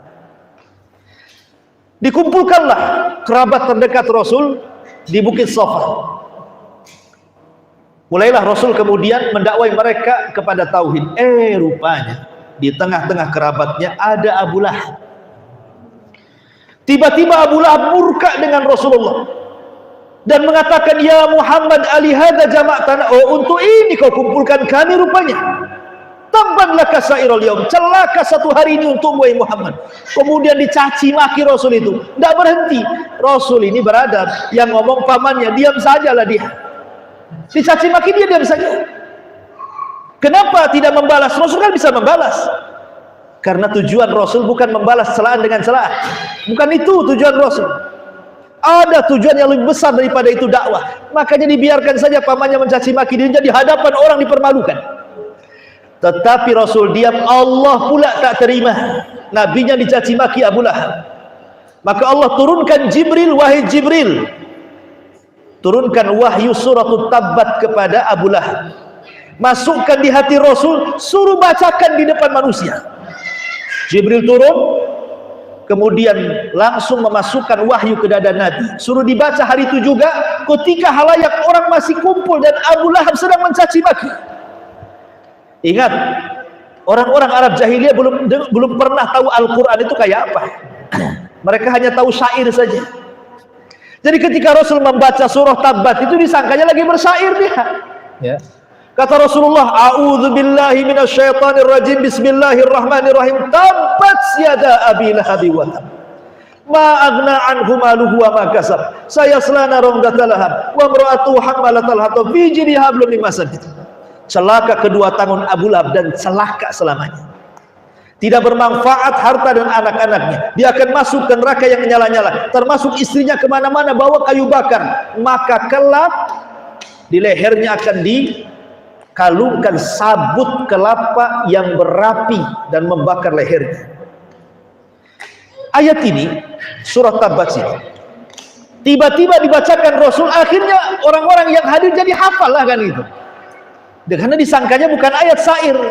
Langsung dihafal sama orang-orang itu. Jadi ketika mereka pulang pada baca ayat ini, apa gak stres Abu Lahab? Coba. Di rumah baca Tabbat, di pasar baca Tabbat, di mana-mana. Istrinya Abu Lahab kebetulan tak hadir di situ. Istrinya itu namanya Ummu Jamil. Nama aslinya Arwah bintu Harbin. Marah dia. Ingat, istrinya Abu Lahab bukan orang biasa. Abu Lahab itu, kenapa disebut Abu Lahab? Karena ganteng orang. Lahab itu karena bercahaya.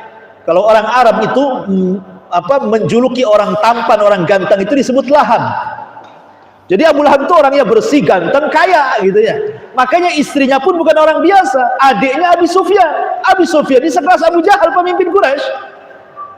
Dan beda kabilah gitu ya. Jadi kalau Abu Lahab itu dari Bani Hashim, istrinya dari Bani Mahzum, dari Bani Umayyah. Jadi Arwah ini marah. Kenapa suamiku dihina si Muhammad itu? Akan kucari dia, bawa batu dia. Mau melempar ke mulutnya Rasul. Dicarinya Nabi itu, rupanya Rasul sedang duduk bersama Abu Bakar di sekitar Ka'bah. Kata Abu Bakar, wahai Rasulullah, itu ada arwah ke sini. Ayo kita pergi katanya. Kata Rasul, biarkan saja. Biarkan dia datang. Rupanya Allah turunkan mukjizat kepada Rasul. Jadi arwah datang itu Rasul tidak lihat, pada depannya itu tidak nampak kalau itu ada Rasulullah di situ. Dibutakan matanya, yang dilihat hanya Abu Bakar saja. Kata arwah ini, Abu Bakar, aina sahibu? Mana kawanmu katanya? Siapa kawanku? Muhammad, mana kawan? Jadi lirik-lirikan lah ya Abu Bakar dengan Rasul itu. Kenapa kok dia nggak bisa melihat Nabi kan di sampingnya? Ya, itu mukjizat Nabi. Kalau orang dulu ya, orang kampung itu, kalau pengen punya ilmu nggak lihat itu, nyuri tali pocong katanya. Mana ada cerita, tetap saja kelihatan kan itu khurafat itu. Jadi akhirnya kemudian kata arwah, kata Abu Bakar, mau apa kau menemui Muhammad gitu? Apa kata dia? Balaghani annahu yahjur. Telah sampai berita dia mengejek aku dan suamiku katanya. Karena dalam ayat Tabbat itu kan disindir istrinya juga, wa mar'atu hammalatal hatab kan itu. Telah sampai kepadaku dia menghina suamiku dan aku katanya. Oh, kalau aku lihat, aku akan pukulkan batu ini di mulutnya katanya. Kemudian dia mengumandangkan syair, mudhammaman asaina wa amrahu qalaina gitu, wa dinahu abaina. Dia pandai syair dia. Ya, dia mengatakan mudhammaman, orang yang tercela, aku tidak akan mengikuti perintahnya. Ya, dan aku tidak akan menghendaki agamanya. Kemudian membacakan syair, kemudian pergi dia. Apa kata Rasul? Itu wanita salah nyebut, namaku bukan Mudhammam, namaku Muhammad katanya. Salah orang dia katanya. Gitu bayangkan. Maunya mencela Muhammad itu artinya banyak pujian, Mudhammam itu banyak celaan. Jadi Ummu Jamil ini, arwah ini maunya mencela Rasul dengan mengganti kalimat Muhammad dengan Mudhammam. Makanya Rasul mengatakan sama Abu Bakar, dia salah orang itu. Nama saya kan Muhammad, kenapa saya disebut Mudhammam katanya. Pergi dia katanya. La ilaha illallah. Pergi akhirnya. Subhanallah, sejak itulah Abu Lahab dengan Ummu Jamil ini merencanakan makar kepada Rasul. Bayangkan Rasul ini sedang berdakwah di pasar, mengajak orang Islam, dilempari sama batu sama Abu Lahab. Apa kata Abu Lahab? La tusaddiquhu fa innahu kadhib. Jangan benarkan orang ini, dia pendusta tuh. Coba kalau yang ngomong ini orang lain, mungkin orang mikir, ini yang ngomong pamannya. Lu pamannya yang mendustakan, gimana kita, kan begitu. Ini ujian Nabi jadinya. Kemudian nih Ummu Jamil ini, kenapa Al-Quran mengatakan hammalatul hatab, membawa kayu bakar? Ini bukan makna sesungguhnya. Maknanya Ummu Jamil ini orang kaya, pejabat gitu ya, anak dari pejabat besar. Istrinya Abu Lahab ini kan saudaranya Abu Sufyan, orang besar, dia banyak duitnya. Jadi dia nyewa perempuan itu, disewanya emak-emak itu, disuruh nyebar hoax. Coba bayangkan Pak, kalau di zaman itu ada YouTube, di zaman itu ada Facebook, di zaman itu ada Instagram, mungkin lewat itulah buat nyebar-nyebar hoax tuh. Tapi karena nggak ada, nyewa orang, dijualnya tuh kalung tuh, diambilnya kalung, dijual, dananya untuk nyebar hoax. Makanya Allah mengatakan fi jidha hablum min masad, karena dia sudah melepas kalungnya, menjual untuk menyebarkan hoax. Di akhirat diganti dengan sabut kelapa, dinyalakan sabut kelapa itu. Al jazau min jinsil amal, balasan sesuai dengan amalannya, kan itu. Nah, disitulah perannya Ummu Jamil, nyebar hoax kemana-mana, ngadu domba. Akhirnya tersebar sampai akhirnya kan putri Nabi itu kan sudah menikah dengan dua putra Abu Lahab. Jadi Ummu Kulsum menikah dengan Utbah, Ruqayyah menikah dengan Utaibah. Utbah dan Utaibah putranya Abu Lahab, Ummu Kulsum dan Ruqayyah putrinya Nabi. Ini belum diangkat jadi Nabi. Abu Lahab sayang sampai menikahkan dua putranya loh, saking sayangnya dengan Rasulullah kan. Baru saja dinikahkan, tahu-tahu Rasul diangkat jadi Nabi. Sebelahnya Abu Lahab nih, baru menikah anaknya, tahu-tahu dia jadi Nabi. Makanya dia ngomong sama Utbah dan Utaibah, tapi belum digauli itu, ceraikan lagi katanya. Sudah ceraikan ya, akhirnya diceraikanlah. Tetapi yang parah adalah Utbah. Utbah ini ketika menceraikan, dia tidak sopan datang kepada Rasul, menyerahkan istrinya sambil meludahi wajahnya. Tapi tidak terkena wajah Rasul, maka Rasul pun kemudian berdoa, Allahumma sallit alaika kalbun min kilabik ya Rabb. Ya Allah, kuasakan kepada orang ini, kirim kepada dia anjing dari anjing-anjing. Ini Nabi yang doa loh, keras doanya ini, ya kan?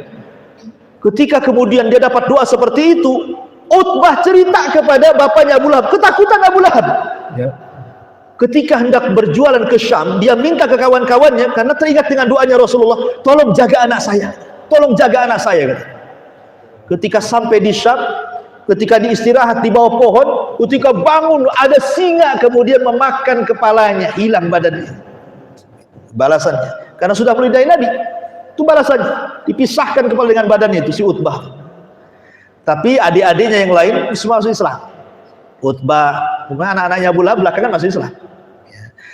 Tapi yang satu itulah anak Abu Lahab yang kurang ajar itu, meludahi Nabi. Akhirnya dimakan tuh kepalanya sama singa. Persis seperti doa Rasul.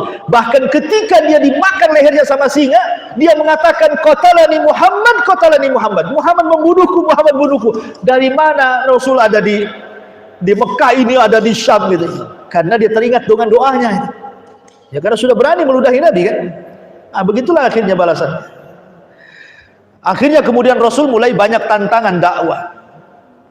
Sampai akhirnya kemudian ada yang disebut dengan Amul Hazni, tahun kesedihan. Tahun kesedihan ini Abu Thalib ini kan berusaha menjaga Rasul. Jadi orang-orang musyrik kenapa tidak bisa menyentuh Rasul? Karena ada Abu Thalib. Tapi setelah meninggalnya Abu Thalib, kemudian 6 bulan setelahnya Khadijah meninggal juga, disebut Amul Hazni, tahun kesedihan. Bangkitlah 18 kabilah musyrikun Arab mengancam, kalau kau berani berdakwah terang-terangan wahai Muhammad, sekarang tidak ada backing lagi, kami akan bunuh kamu. Sejak itulah Rasul kembali dakwanya tidak terang-terangan, balik lagi ke dakwah semula, sirriyah, door to door lagi. Tapi sudah tidak leluasa, karena dia lihat Bilal disiksa, dia lihat keluarga Umayyah dibantai sampai mati itu, Ammar dengan Umayyah dan Sumayyah dan juga Yasir bapaknya Ammar itu dibantai sampai mati sama Abu Jahal. Banyak sahabat yang disakiti, jadi Rasul kasihan. Kemudian dakwanya mulai disempitkan, sudah nggak bisa lagi ngomong. Dari situ Rasul berpikir, ini harus cari lahan baru, nggak bisa Mekah ini. terpikirlah ke Taif. Berangkat dia ke Taif dengan Zaid ibn Harithah. Kononnya ingin tinggal di sana, meminta perlindungan pembesar Taif. Maka didatangilah Abdul Layali pemimpinnya, kemudian Al-Habib ibn Amr pemimpinnya, dan juga Mas'ud ibn Amr pemimpinnya. Tetapi tiga pemimpin Taif ini bukan melindungi Nabi, lebih parah dibandingkan orang Mekah. Baru beberapa hari dihasutnya warga Taif untuk mengusir Nabi. Mulai dari anak-anak, perempuan, laki-laki, anak muda, kakek-kakek, semua keluar membawa batu, dilempari Nabi supaya keluar dari Taif. Bayangkan, tujuan Nabi ke Taif itu cari perlindungan, malah terbalik pula, lebih parah dibandingkan orang Mekah. Lari Rasul 1 mil sampai badannya berdarah-darah kena batu. Terpaksalah dia bingung, mau masuk Mekah diancam mau dibunuh, balik ke Taif lagi, sudah jelas itu hukumannya. Terpaksa Rasul masuk ke kebun kurma, istirahat di kebun kurma miliknya Utbah dan Utaibah. Kebetulan di kebun kurma itu ada orang Irak namanya Adas, itu yang bekerja di rumah di kebunnya Utbah dan Utaibah. Kata Adas ini ketika melihat Rasul banyak darah gitu, kemudian dia bawa makanan, tiba-tiba Rasul kemudian ketika memakan baca basmalah. Kata Adas ini, aku nggak pernah kata-kata diucapkan di sini. Ya. Rasul lebih heran lagi, kenapa dia mempermasalahkan 8 bismillah? Jadi Rasul mengatakan, kamu siapa namanya? Saya Adas. Dari mana aku Adas?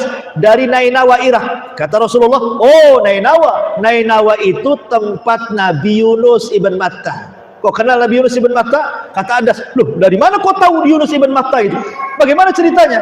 Kata Rasul, ya karena saya dengan Yunus ibn Matta ini kawan, sama-sama Nabi. Sejak itulah Adas masuk Islam. Hanya Adas saja masuk Islam. Kemudian Rasulullah SAW menginap beberapa malam. Ketika di waktu subuh, tiba-tiba ada jin yang nyasar ke situ. 7 jin yang disebut dengan jin nasibin namanya. Jin nasibin ini diutus iblis. Kenapa diutus iblis? Iblis ini biasanya sebelum Rasul diangkat jadi Nabi dan Rasul, dia bisa naik ke langit, jin-jin itu, untuk mencuri dengar kabar langit. Jadi di atas awan itu, jin itu punya pos. Dari situlah kemudian jin akan naik ke langit seperti orang panjat pinang tuh, ke atas. Nanti sampai di yang paling atas di langit pertama itu, nanti nguping tuh jin yang paling atas itu, apa yang diperintahkan Jibril kepada para malaikat untuk bertugas di bumi. Ya, jadi setiap mendapatkan satu kalimat nanti disampaikan ke jin yang dibawanya sampai kepada pos yang di atas awan. Yang di atas awan ini jin turun ke bumi, nawarkan, nih saya punya berita, datang ke dukun, ke paranormal, wani piro. Jadi saya punya berita dari langit, wani piro. Bukan dengan uang, dukun belinya dengan iman, dengan Islam, siap murtad, siap nginjak Quran, siap menghina Nabi, siap menghina Allah. Begitu profesi dukun tuh. Makanya dukun tuh kafir. Orang yang datang ke dukun salatnya 40 hari tidak diterima. Ya, ngeri gitu.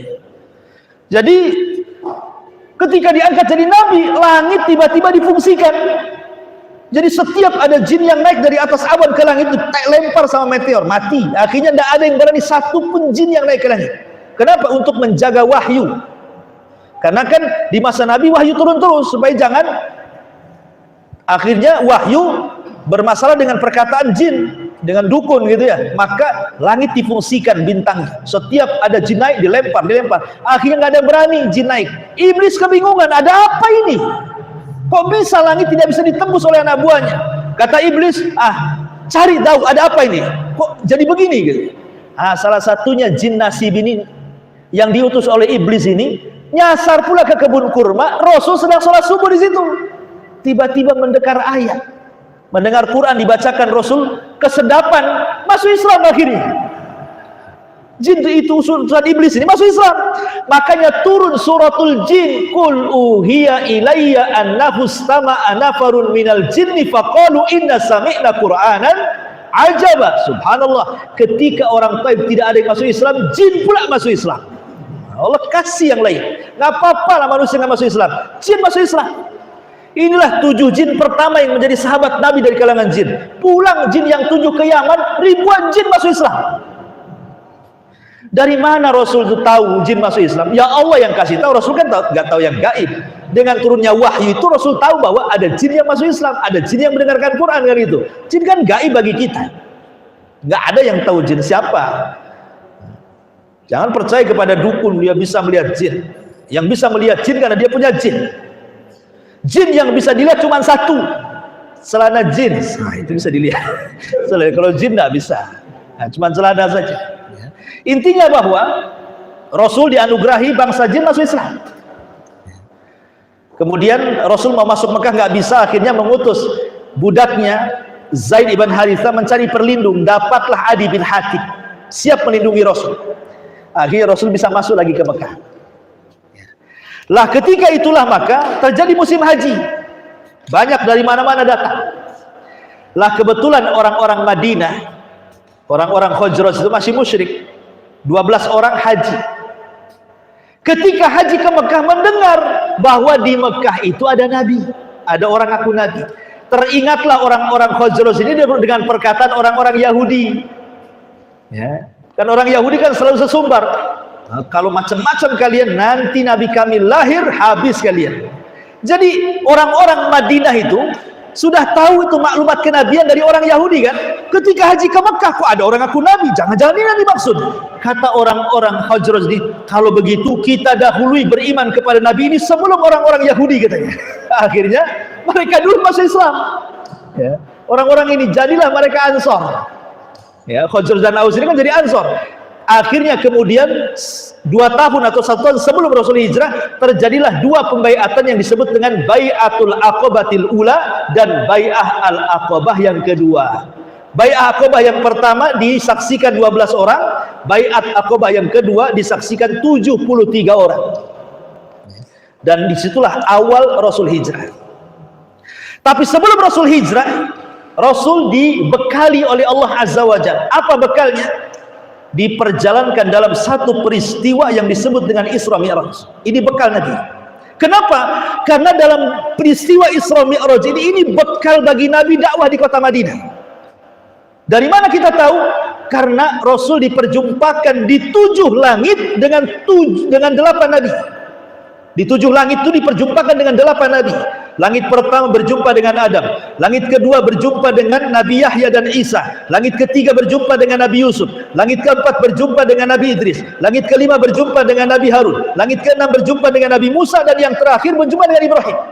Apa faedahnya berjumpa dengan 8 Nabi?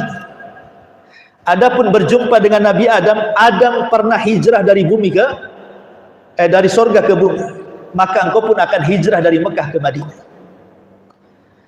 Kemudian berjumpa dengan Yahya dan juga Isa. Yahya dipenggal lehernya oleh orang Yahudi untuk mahar wanita pelacur. Dipenggal lehernya Nabi Yahya itu.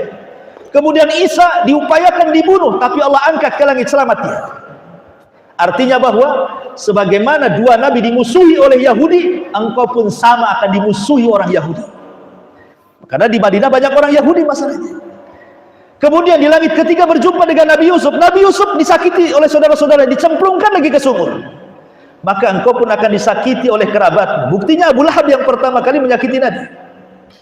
Kemudian berjumpa dengan Nabi Idris. Idris diangkat ke langit keempat. Maknanya diangkat namanya. Nanti kau sampai di Madinah, namamu akan diangkat. Bahkan nama terbanyak hari ini nama Muhammad. Bahkan ketika Allah berfirman, Inna syani'aka huwal abtar. Sesungguhnya yang membencimu wahai Muhammad, mereka lah yang terputus penyebutannya. Betul, orang-orang yang menghina Rasul di zaman itu kayak Abu Jahal, Abu Lahab dan yang lainnya tidak pernah disebut hari ini kecuali kejelekannya. Bahkan orang kafir pun kalau punya anak tidak mau dikasih namanya Abu Lahab. Pernah Bu atau Bapak dengar ada orang Kristen nama anaknya siapa? Abu Lahab? Tidak ada. Tapi orang kafir ngasih nama Muhammad ada. Ya, namanya diangkat. Kemudian ke langit ke-5 berjumpa dengan Nabi Harun. Harun itu lembut orang yang disukai Bani Israel. Maka engkau harus berdakwah dengan seperti itu, lembut. Seperti lembutnya Harun kepada Bani Israel. Berjumpa dengan Nabi Musa. Nabi Musa ini orang yang penyabar. Macam-macam ujian dari Bani Israel. Sabar aja Nabi Musa. Maka engkau harus sabar. Nanti ujianmu lebih berat. Kemudian berjumpa dengan Ibrahim. Ibrahim yang membangun Ka'bah. Artinya Rasul akan kembali ke Mekah dan memakmurkan Ka'bah dengan Fathu Mekah. Itu digambarkan tuh dalam peristiwa Isra itu. Jadi Isra Mi'raj itu gambaran dakwah Rasul di Madinah tuh. Makanya setelah Isra Mi'raj itu Rasul agak tenang dia.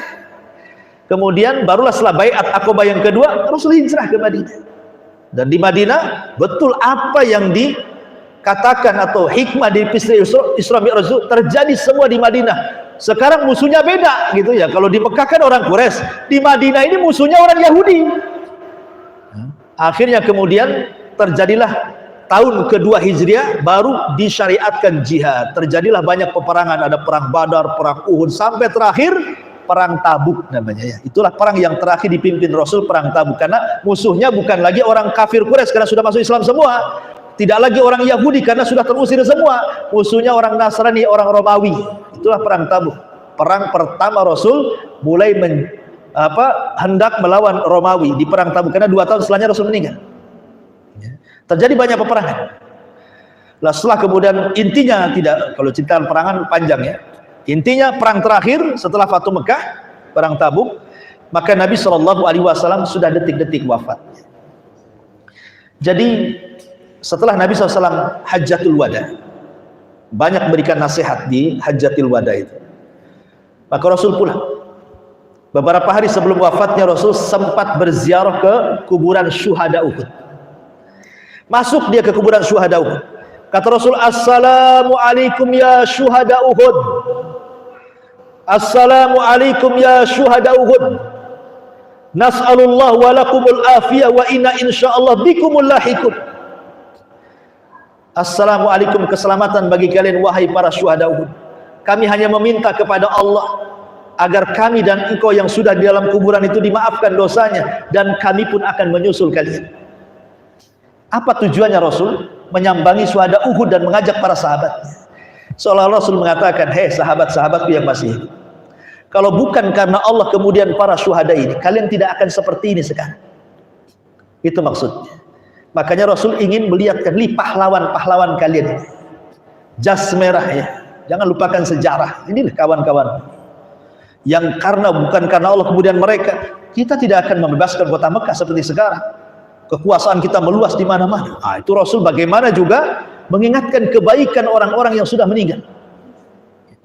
Lah ketika Rasul pulang dari Uhud ke Madinah itu, di jalan tiba-tiba Rasul menangis. Sahabat heran, kenapa Rasul menangis? Wa ma yubkika ya Rasulullah, kenapa Anda menangis wahai Rasul? Kata Nabi SAW, "Ashfaqtu li ikhwani," aku rindu ingin berjumpa dengan kawan-kawan. Sahabat mengatakan, Rasul, kami ini kawanmu semua loh. Kata Rasul, bukan, kalian sahabatku bukan kawanku.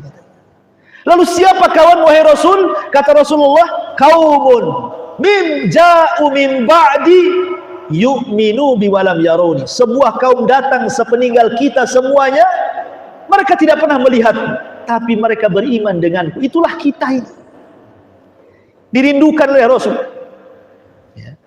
Makanya kemudian Rasul SAW ketika 5 hari sebelum wafatnya, Rasul berada di rumah Maimunah.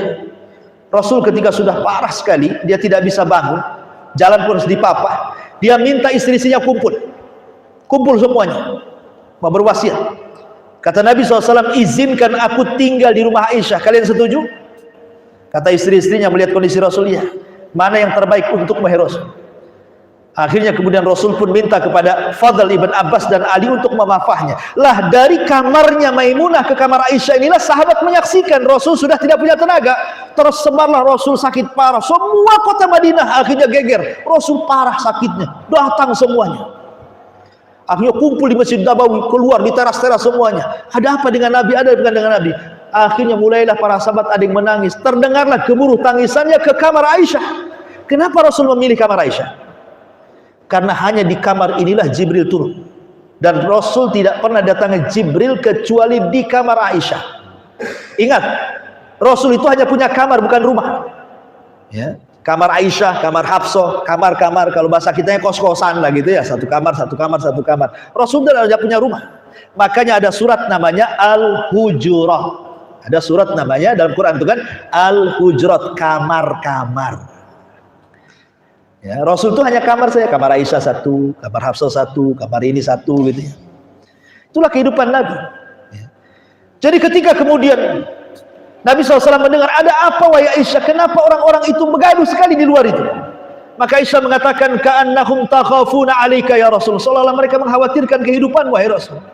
Oh, kalau begitu, mana Ali, mana Fadl? Angkat aku, katanya. Maka Rasul pun diangkat, minta untuk ceramah terakhir di hadapan para sahabat. Itulah khutbah terakhir setelah wada. Di antaranya Rasul mengatakan di hadapan para sahabatnya, sudah lunglai dia. Dia mengatakan kepada manusia, ya ayyuhan nas, man kuntu syatamtu irdan fahada irdi falyaqtasmin. Siapa yang dulu pernah ku caci maki, ini kehormatanku caci sekarang. Wa man kuntu darabtu dhahran fahada dhahri falyaqtasmin. Siapa yang dulu ku pukul badannya, ini badanku pukul sekarang.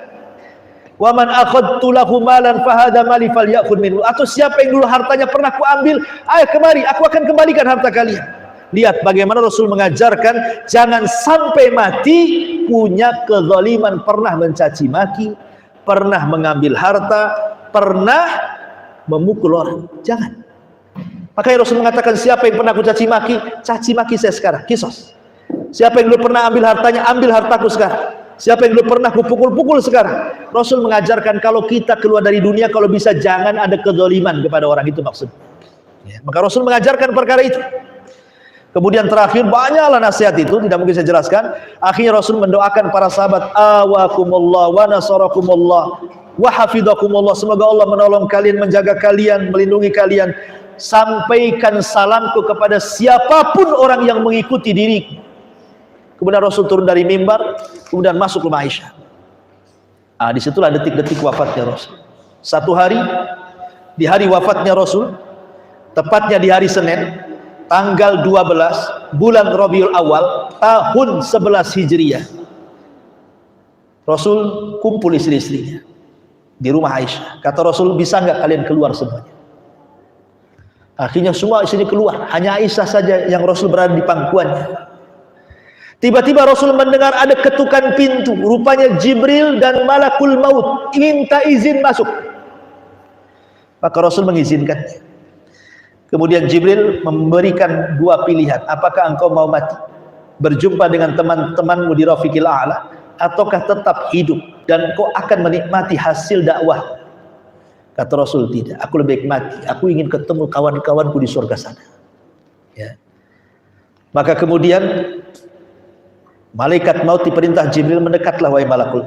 Akhirnya malaikat maut mendekat Rasul, kemudian mengatakan, ya ayyatuhan nafsul mutmainnah, irji'i ila rabbiki radiyatan mardiyah.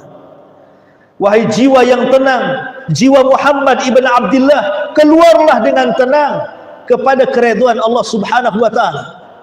Akhirnya ruh Rasul keluar dan Rasul merasakan sakarat. Ingat, walaupun Rasul Nabi, tetapi setiap kematian itu ada sakarat, ada rasa sakit yang tidak ada yang tahu rasanya kecuali Allah. Ya, tapi seorang mukmin tidak akan lama, sesaat saja. Tapi ada orang-orang yang kafir yang banyak dosa, terkadang sakaratnya itu berbulan-bulan gak mati-mati, sakit terus dia. Tapi seorang mukmin sesaat saja, karena rasa sakit yang terakhir yang dirasakan seorang mukmin saat kematian boleh jadi itu penggugur dosa dia terakhir. Makanya ada rasa sakit dalam kematian itu. Maka Rasul mengatakan, wa inna lil mauti la sakarat, la ilaha illallah, as-salatu salat wa ma malakat aymanukum. Sebelum wafatnya Rasul sempat berpesan, jaga sholat, jaga budak-budak saya kalian. Kemudian Rasul mengatakan, la ilaha illallah ila rafiqil a'la, ila rafiqil a'la. Maka saat itulah ruh Rasul dicabut. Aisyah radhiyallahu anha bingung, Rasul di pangkuan dia, ya. Sahabat ada di masjid semuanya, tapi kan rumah Rasul itu berdempetan dengan masjid. Aisyah radhiyallahu anha tidak bisa ngomong apa yang harus dikatakan saat kondisi seperti itu seorang wanita. Aisyah hanya berteriak, mata Rasulullah, mata Rasulullah. Rasul meninggal, Rasul meninggal. Ketika mendengar Aisyah mengatakan mata Rasulullah, semua satu masjid menangis. Gemak tangisan satu kota Madinah. Sampai Ali radhiyallahu anhu tidak bisa berdiri, tidak percaya. Utsman kayak orang gila. Umar sampai lari ke rumah bawa pedang. Siapa yang mengatakan Muhammad mati, ku penggal lehernya, katanya. Hanya satu sahabat yang tenang, Abu Bakar Siddiq radhiyallahu anhu. Di saat para sahabat kebingungan, percaya nggak percaya gitu kan, Abu Bakar datang. Kemudian Abu Bakar Siddiq langsung masuk ke rumah Aisyah radhiyallahu anha. Kemudian melihat Rasul sudah meninggal, dibukanya kain penutup wajah, diciumnya keningnya, kemudian mengatakan, "Tibta anta hayyan wa mayyitan ya Rasulullah." Sungguh engkau orang yang baik-baik hidup ataupun mati wahai Rasul. Kemudian dia tutup lagi, kemudian dia keluar, dia tenangkan Umar, uskut Umar, sudah diam kau Umar. Tapi Umar gak mau diam. Asing ngomong, Rasul tidak mati. Siapa yang mengatakan Rasul mati? Ku penggal lehernya. Dia hanya pergi 40 hari, nanti datang lagi akan mematahkan tangan kaki orang-orang munafik. Abu Bakar dibiarkanlah, asing ngomong terus. Naik di atas mimbar. Kemudian Abu Bakar mengatakan kepada para sahabatnya, "Ayyuhan nas," kata Abu Bakar, "Man kana minkum ya'budu Muhammadan fa inna Muhammadan qad mat wa man kuntum ta'budullaha fa innallaha hayyun la yamut." Hei manusia, siapa yang masih menyembah Muhammad, lihat Muhammad sudah mati. Tapi siapa yang masih menyembah Allah, ingat Allah zat yang tetap hidup dan tidak akan pernah mati. Kemudian Abu Bakar membacakan ayat, "Wa ma Muhammadun illa rasulun qad khalat min qablihi rusul afa immata aw qutilan qalabtum ala aqabikum wa man yanqalib ala akibaihi falan yadurrallaha syai'a wa sayazillahu syakirin." Tidaklah Muhammad itu melainkan Rasul sama dengan Rasul sebelumnya.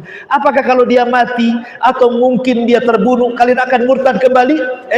Barang siapa yang murtad, Allah tidak madarat sama sekali. Jangan murtad kalian. Dari situ Anas bin Malik mengatakan, sungguh ayat itu menyadarkan kami semuanya. Barulah kemudian Rasulullah meninggal di tanggal 12 bulan Rabiul Awal, hari Senin, tahun 11 Hijriah, dan dikebumikan hari Rabu. Jadi jasad Rasul 3 hari dibiarkan. Kenapa? Karena ketika itu terjadi perselisihan sahabat.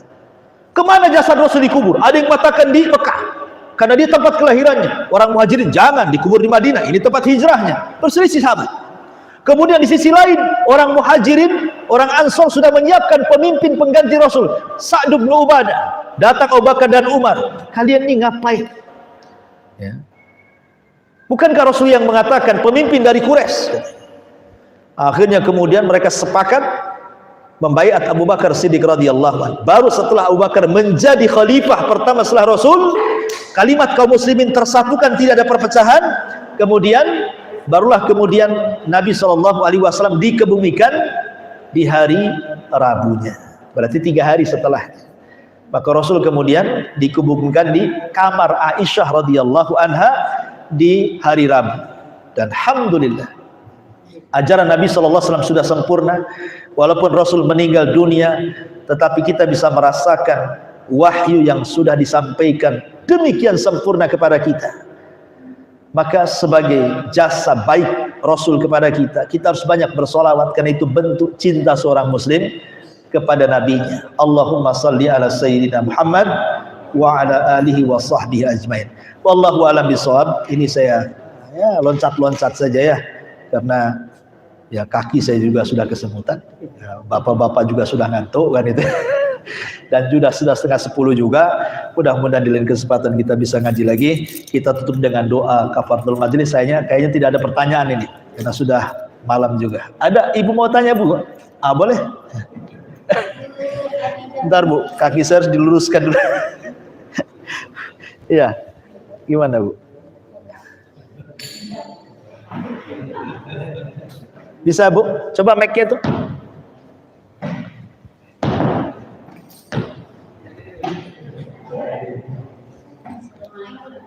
Waalaikumsalam warahmatullahi wabarakatuh.